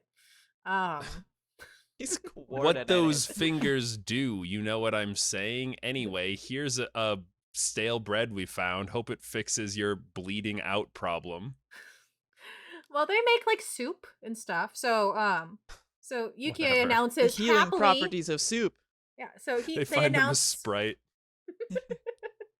She announces happily to the girls, "Oh my gosh, guys, he woke up!" And they're like, "Yay!" Except for Yuko, because Yuko's freaking the fuck out because she thought he was gonna die, and he did not. And she's like, he is going to murder all of us. Mm-hmm. That is a problem. So she comes up with a plan. Mm-hmm. She is going to poison Shuya's food because her weapon was the potassium cyanide. Absurd. So, one of the girls like made the soup or whatever, and like she's like gonna like squeak some drops in there. She's like, "I'll deliver it to him." Right? She's like, I made it just for you. It has all of my special ingredients in it. So she was about to like pick it up and go deliver it, but one of the other girls was like, "Oh, you made soup? Let me try." And then she does, and she drops dead. So well, What, that was okay. some bad soup. Okay, so Wah, wah. Yeah, great. So now Sure. the girls are like, "Oh my god, someone poisoned the food." And they all start turning on each other because somehow all these girls ended up with guns in their packs. So Hell yeah. they just have a, "Did you do it?" "I didn't do it." And they're like all pointing at each other, and everyone ends up shooting each other. And Yuko is the only one that's left alive. That's the most feminist ending I could have come up with for that scenario. Also, I think that's how George Costanza kills his wife. Let's bring Seinfeld into this. I'm just saying. One, never seen Seinfeld. Two. I mean, there you go. There's your mini lore. Oh my gosh. That one hurt in my chest. I had water. So Yuka's the only one alive. Shuya is awake, and he just had feelings confessed to him, and he's like, I have to let you down. I'm sorry. Because he's too cool for that. And he has his own girl back home who plays the saxophone and taught him about guitar. Right. Who's a year older. Right. Yeah. So, Yuko freaking out. She's like, "Shit, now I'm locked in this lighthouse with a murderer. Everyone else murdered each other because of me." Shuya hears all the commotion going on, and he's like trying to break down the door because he wants to like stop it and go like, "Stop," because that's worked historically in the past for him. And so he gets out. Yuko sees him, freaks out. She runs to the top of the lighthouse trying to get away from him. And then he's like up there with her, and he's like, "Yuko, wait." And she's like, "Ah." And then she like slips off the side of the I knew top that of the was tower. gonna come. Yeah. Yep. I mean, And she's like holding on with her fingers, like, "Oh no, Shuya's gonna kill me. Oh no, what am I gonna do?" And Shuya, he is currently injured. He does have an arm injury. Apparently that's where he was bleeding out from, maybe. I don't know. But he reaches for her and says, "Take my hand. Let me help you." And she's like, "No." But then she realizes, wait, Shuya's trying to help me. Which means he's not a bad guy. I'll not have a man help me out of this situation. Wait, Shuya's not trying to kill me? Because he could have done it by now. And then Yeah. yeah, right? No shit. So she instead goes, "Oh my gosh, I feel so guilty. I caused all these girls to kill each other for nothing." And so she says, "Shuya, no, don't help me. I don't deserve it." And she lets go. I made all my friends kill each other, and now I want to die. Yep. And so she lets go and dies on impact. Great. Feet first? That's She kind of like landed on her back. Oh, that's the way what to do it's it. implied. Yeah. So have you guys ever slipped off of a thing and then caught yourself with your fingertips on the thing you've fallen off of? I try to recall. avoid precariously perching myself on ledges in general. So no. I always go to the top of roofs and just brood. and then you like He slip off does and you're do hanging that. onto the gutters. It's like yeah. he has But like a you're so routine of freaking like tall that it doesn't really 9-ish matter. at night. Oh, honey, it's past 9 o'clock. You're missing your roof Oh brooding. no, all the good spots are gonna be taken. It's like if you're into fishing, you gotta wake up early to get to the good fishing spots before the Mhm. other men. If you're into brooding, you have to get out before 9 p.m. Otherwise, Because all the Which brooders usually show up around like 11:30. You right, really gotta get those good all spots. all the cosplayers, the one who are really dedicated, they're already there. So that's the lighthouse incident. Damn, And yeah, it was very unfortunate that so many girls had to die at the same time. I know, and the worst part about all that is that's not even how George Costanza killed his wife. It was poison envelopes. Right. The I was gonna anthrax say scare? No, it's a whole thing, Fran. We'll do Okay. it in we our can't do the we'll Seinfeld do it in lore our right now. Seinfeld Okay. episode. We'll definitely have. I look forward to learning about it. So Shuya is like, well, shit. People just keep There's dying not around me. not a lot of people left. So he, so while he was in his group with Shogo Noriko, Shogo had, at the general store, he found a bird call. And, oh wait, no, or he carried a bird call, whatever. He had a bird call thing.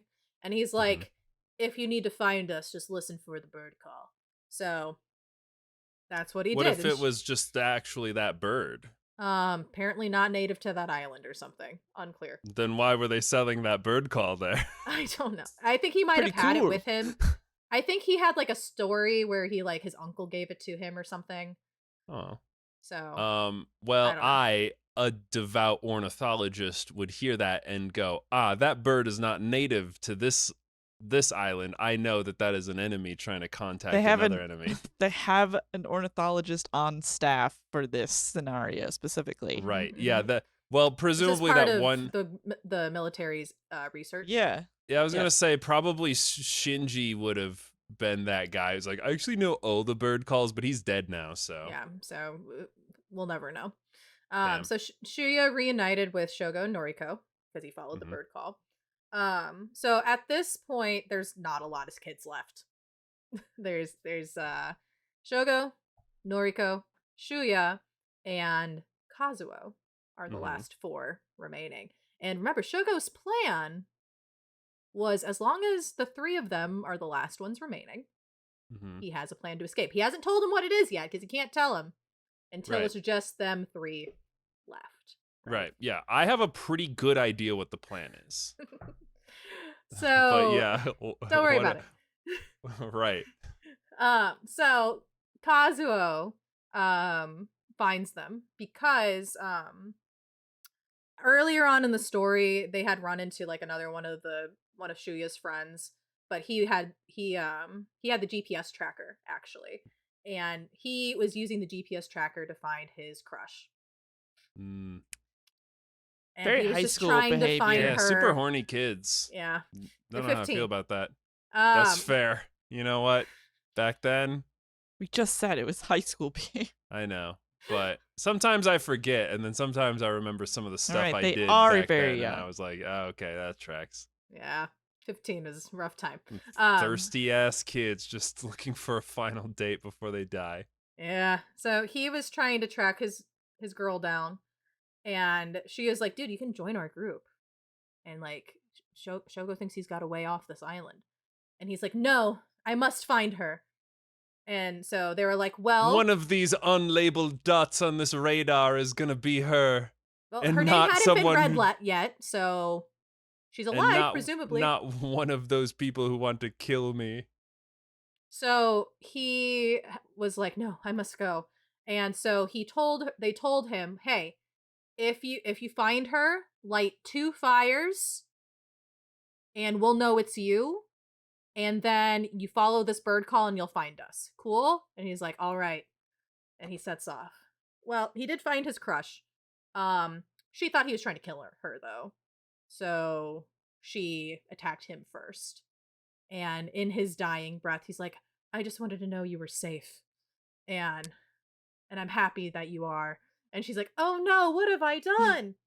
Bummer. This Very guy tragic. is too thirsty to live.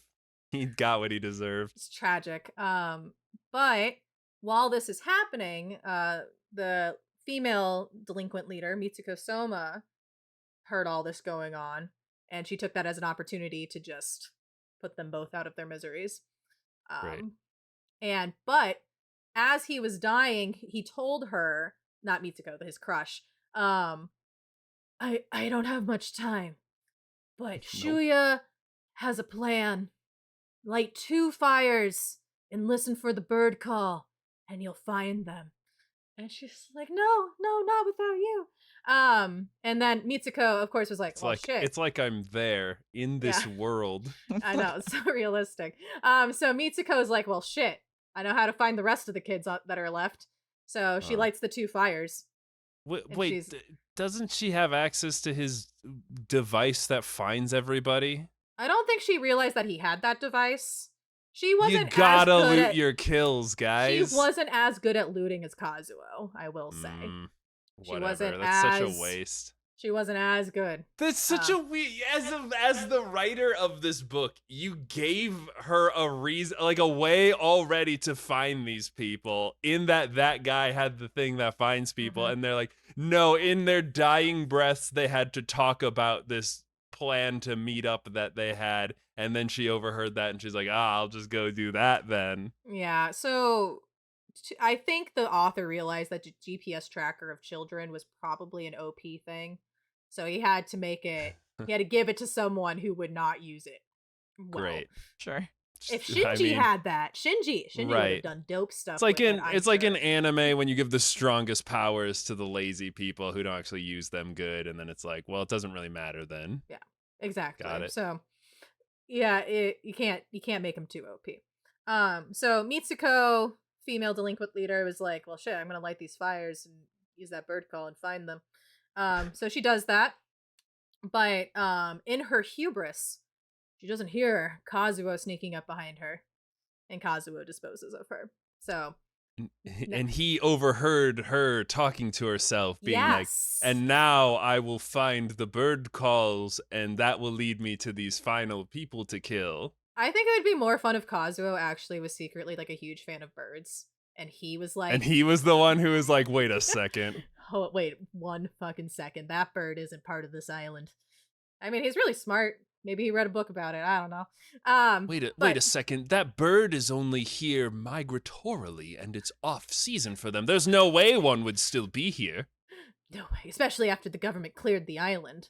Yeah, right. Also that. Why would any bird be there? So, Kazuo uses this to find the other 3, and we have the epic final fight on this island. There's car chases involved, there's flamethrowers, there's explosions, there's guns, there's machine guns. It's fucking wild. They had keys to cars? Well, being delinquents, they know how to jumpstart they hotwired cars, them. obviously. I should have known. Hotwire them, whatever. Yeah, so Shogo assumed delinquent, and then Kazuo. So wait, but he is then, if he knows how to hotwire a car. I mean, maybe. We're not here to make assumptions. Okay. It's just a skill you can acquire. Yeah, right. I think he also taught Shuya how to hotwire a car, probably, and so we got multiple cars racing and fighting. It's great. It's really cinematic. So the movie loved that part, and they made a real fun scene. Yeah, thank God it was a book first. In the end, Kazuo is defeated. Classic. In a blaze of glory.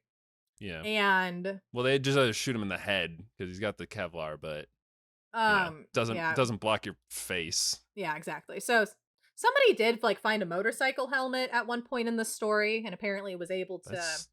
That's smart. Some of these kids are making smart moves. Yeah, some of them did. Not smart enough. Sometimes because they didn't survive, but sometimes kids are smart. Sometimes. Wow. Sometimes they have good ideas. Do, do, do, do. The lore you know. I know, it's the same thing. So, Shogo, Shuya, and Noriko are the last 3 on this island. It's finally time for Shogo to tell them what happened. So, earlier on, when it was just him and Noriko waiting for Shuya to come back, Shogo revealed some tragic backstory to Noriko. in that Shogo has participated in the program before. Oh, Yep, saw that one coming. he's a year older or whatever. He's a year older and he's covered He's in a transfer scars. student and he's covered in scars and he knows what he's doing. Right. Yep. And he's got facial hair, and you can only get facial hair if you've done battle. Yes, Exactly. exactly. That's presumably how you got facial hair. Correct. I did battle in the gamer realm, of course, but it still counts apparently. Still counts, especially in this day and age, right? That's what happened. Right. That's what happens when the American imperialists. We just don't win the have wars. thousands of children a year to go do war on an island anymore. We have to do it virtually in Fortnite. It's more efficient that way too. I mean, right? it is. Yeah. So, Shogo had revealed that he was in a previous program and he carried a picture of his ex-girlfriend with him, always in his wallet because he couldn't save her from this tragedy. So he vowed that he would do it again and make sure that he can, kill even save more some people. kids Oh, okay. with him or something. That's what he told Noriko, at least. So it's the three of them. Conveniently, this island's like off the coast of like where their hometown is. So he takes them to like a bluff or whatever and was like, sounds like this whole thing's a bluff, Fran, but whatever. And he's like, man, look at Shiroizawa, our hometown. Except for it's not Shogo's hometown because he's a transfer student, but don't worry about it. Let's take one final look at that before the end. Give me your guns. And so Shogo's like, give me your guns. And she's like, sure, here you go. Noriko's like, sure, here you go. Buddy. Here you go. Let me now turn my back to you and go look at the ocean. I mean, that's exactly what he did. Yeah, he's like, turn and look. So he reveals to them that, this is how it's gonna end, guys. Sorry. And then 2 shots ring out. Bang, bang. And the Sakamochi comes over on the announcement system and declares Shogo the winner. Nice. Got him. So here's what we learned. I also saw that coming. Yeah, I mean, obviously. But here's what we learned from this is that the experiment is a Trust success. no one in high school in particular. No, the experiment made the best killer, and they proved it. It wasn't a fluke. They went back-to-back, baby. It's like when you're on a streak and you just can't end. They really should have avoided having the winner of a previous one join another one because they just knew how it all worked. Well, this is a flawed experiment. So there is some scenes I think yes. Sakamochi we learned that Sakamochi actually there's betting going on, of course, behind the scenes. Yeah, Sakamochi had placed like 40 grand on Kazuo winning. Not and that he was like, much. Shogo, you cost me some money, man. And he's talking to Shogo, and he's like, we noticed there was some weird lag between when their collars lost a pulse and when those gunshots rang out. What do you think that was from? And Shogo's like, I don't know. I guess they didn't kill him right away or something. And then Sakamochi's like, there also was I found out a couple weeks ago there was a breach in our government system, and they looked up files on the program. And our secret file is called Guadalcanal, which was like the code name for the collars. Any thoughts about that? And he's like, sounds like you guys need better security. Turns out there's a little snippet at the beginning of the book in the prologue that details a government report where someone had accessed government files about the next program that was going to be happening. And Sakamochi figured out Shogo was the one who had hacked into the government systems and found Shogo's the blueprints. The elite hacker? Turns Not out. Shinji? Yeah. Oh my god. Shogo was smart enough to do it on the mainland and not on the island from a Macintosh. Uh-huh. Yeah. Sure. Sure. So he figured out how to disarm the collars. Because it turns out you only need a novice level of understanding of electronics and circuits to figure out how to disconnect them from the system. I mean, it was the 90s, so yeah, that tracks. So Sakamochi informs Shogo that, well, we already took your photo. We already took the video for the news broadcasts. And, we gave you your certificate from the dictator. You got 2 now, bud. Congratulations. Not many people have 2. That's pretty Twosies. Great. But we're gonna just let the press know that you were dead when you arrived at the port because you died from some injuries. So basically, Okay. Sure. I don't think anyone's Sakamochi gonna doesn't care. take to this rebellion very well. And he's also letting Shogo know, we know that Shuya and Noriko are still on that island, so don't worry, we're gonna drop some poisonous gas on it to make sure it kills everything that's alive. Oh no, just like PUBG. Is that how PUBG works? Don't worry, Fran, we'll talk about it quick. Okay, great. So Shogo's like, you bastard. You but then damn dirty ape. You blew them up! But then there's a commotion outside the room they're in on the boat. Shuya and Noriko ambushed the boat that they were on and took out all of the guards. Oh my All god. that's left was Sakamochi. And he was distracted by the commotion going on outside. What kind of fucking guards?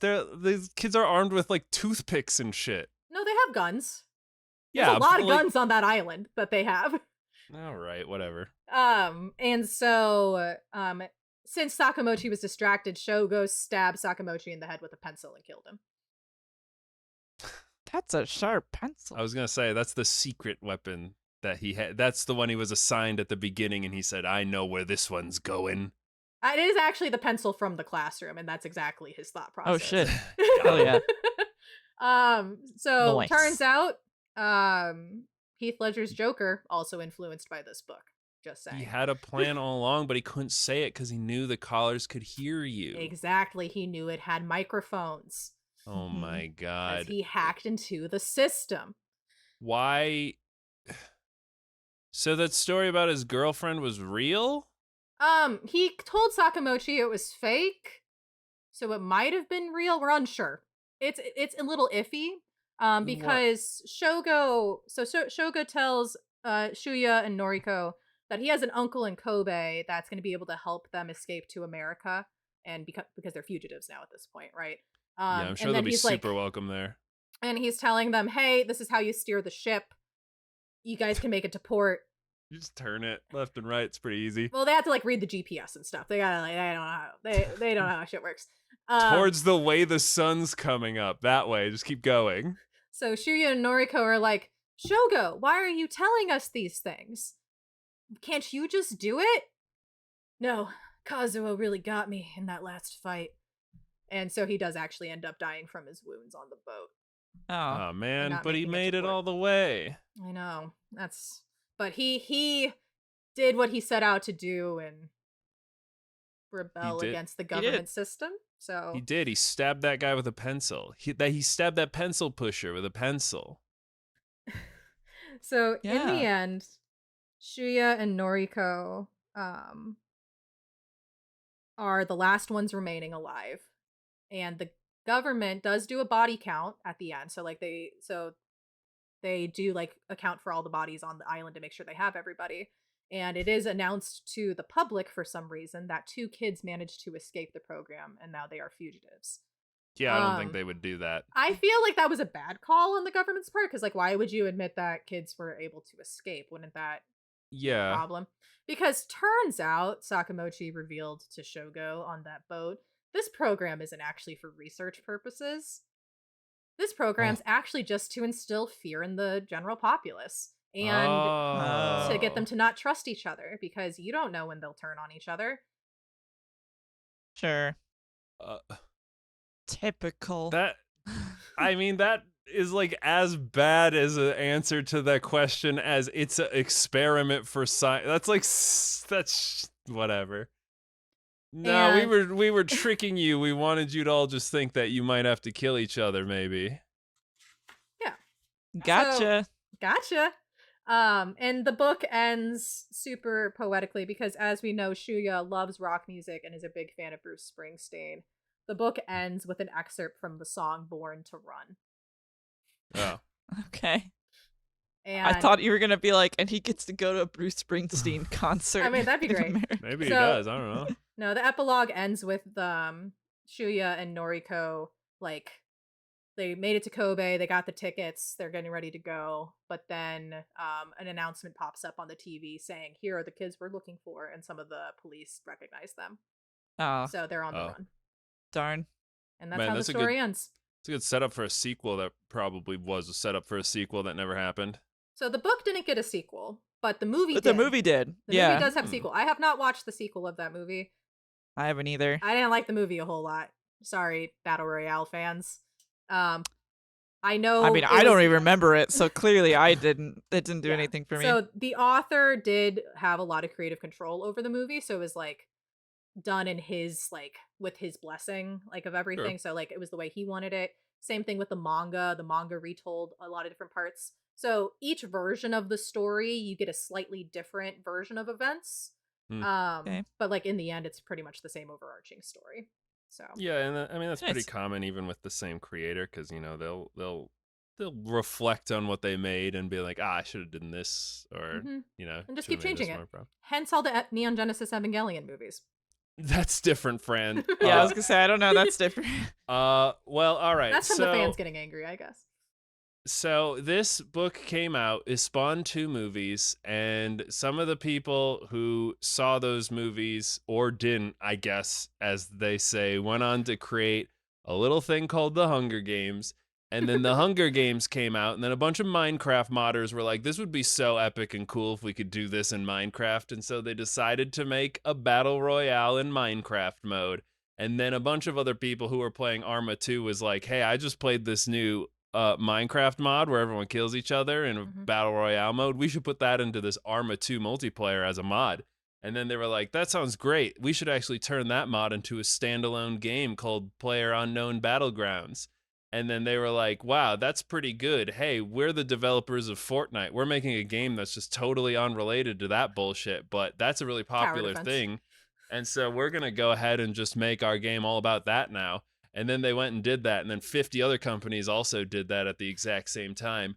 Sure. And then You can be Optimus Prime And and yeah, floss. yeah, now you can be Optimus Prime fighting Goku and riding a fucking T-Rex is fucking sick as. But truly, though, the real Battle Royale was just the sheer number of corporations who tried to make this genre into a video game, and now really there is only one that kind of reigns supreme over them. So, I mean, Apex Legends? On Merry another Christmas, Fortnite. on another hand, there is the Hunger Games, which started an entire genre / generation of young adult dystopian, fiction. yeah. Yeah, young adult dystopian fiction books that were inspired by the Hunger Games setup. Mhm. And I would say most of those were really bad. The Hunger Games is good. Yeah. I'll Well, put that out there. I think the Hunger Games is good. But then there were there's Divergent. Yeah, Which the first is, book of Divergent like- wasn't terrible. I think, It was okay. Fran, I think Divergent is so it bullshit. was pretty trash. It's literally I'll be honest, copy but- my homework but changed it a little bit, and then they just changed it in a way that it was really stupid and bad. Oh, See, I didn't all read the right. Hunger Games first. I just read Divergent. So I'm like, this Oh. is fine. Uh-oh. All right, girls. Well, all we really need to know is that the mainstream publicity of Fortnite was only driven by Tyler Ninja Blevins, and to this day, he remains the most relevant figure in all of video gaming. We have Wisconsin to thank for that. Thank Christ. What? I don't know, Fran. What do you say? His wife is from I thought he was- Wisconsin. Oh, I thought he was from Oh. Michigan. We know we're. Did you know that we are? I'd say we're 4 degrees from Ninja. Yeah. Our gamer friends know a guy whose wife is friends with Ninja's wife. Yep. So, you know. I love that. That's how I sleep well at night, I know. knowing I'm that close to Ninja. And you know how I sleep well at night, knowing that this episode is over. That's right, guys. We did another one. Boy, did we pick another upbeat topic. We're we're knocking it out of the park lately. You had Pikmin in We there. had It's Pikmin. okay. That's Pikmin was about a fun time. genocide, but Not yeah. always. I did have. You know what? I don't know about Or you money girls. management. I did have fun talking about these children fighting each other to the death, but that's just because I play video games where children fight each other to the death. So, you know, it's all come full circle. And speaking of full circles and really good segues, thanks to Galestorm Kitsune for doing the artwork for the channel, and to Apajo for doing the intro and outro to the podcast. It's really good to listen to, and I hope we've been good for you to listen to as well, because we really appreciate it, and we can't wait to make some more content for you. So make sure to give us a big thumbs up and to subscribe, and to just tell your friends that you have a little secret, but they're not allowed to know about it until the very end. And then it seems like you're not going to tell them, but then you'll actually show them this podcast, and they're like, "Oh, thank God, I thought you were going to kill me." And you're like, No, I just fucking got you good. So it's all good. Hey, guest host Lizard X Lizard, is there anything you're doing you want the people to know about right now? Yeah. Hey, you can read my webcomic if you want. It's called Finding Fiends. It's on Webtoon. It's about Mothman and stuff. Yeah, it's Check it out. great sell, honey. But yeah, Thank it is you. very funny. You should go read it cryptids? and love it. And award nominated content over here. So not the streamy, unfortunately. We're still working on that, but What is the point if it's not a streaming? that's what I say to myself every day. Well, guys, I'm so eepy, just a eepy little baby, so I'm gonna go now. But I have been CJ. And I'll go next. I've been Liz. And I've been Fran. And I didn't make a cum joke when that guy's balls got smashed to pieces, so I deserve a big hug, a big thumbs up. So you're welcome.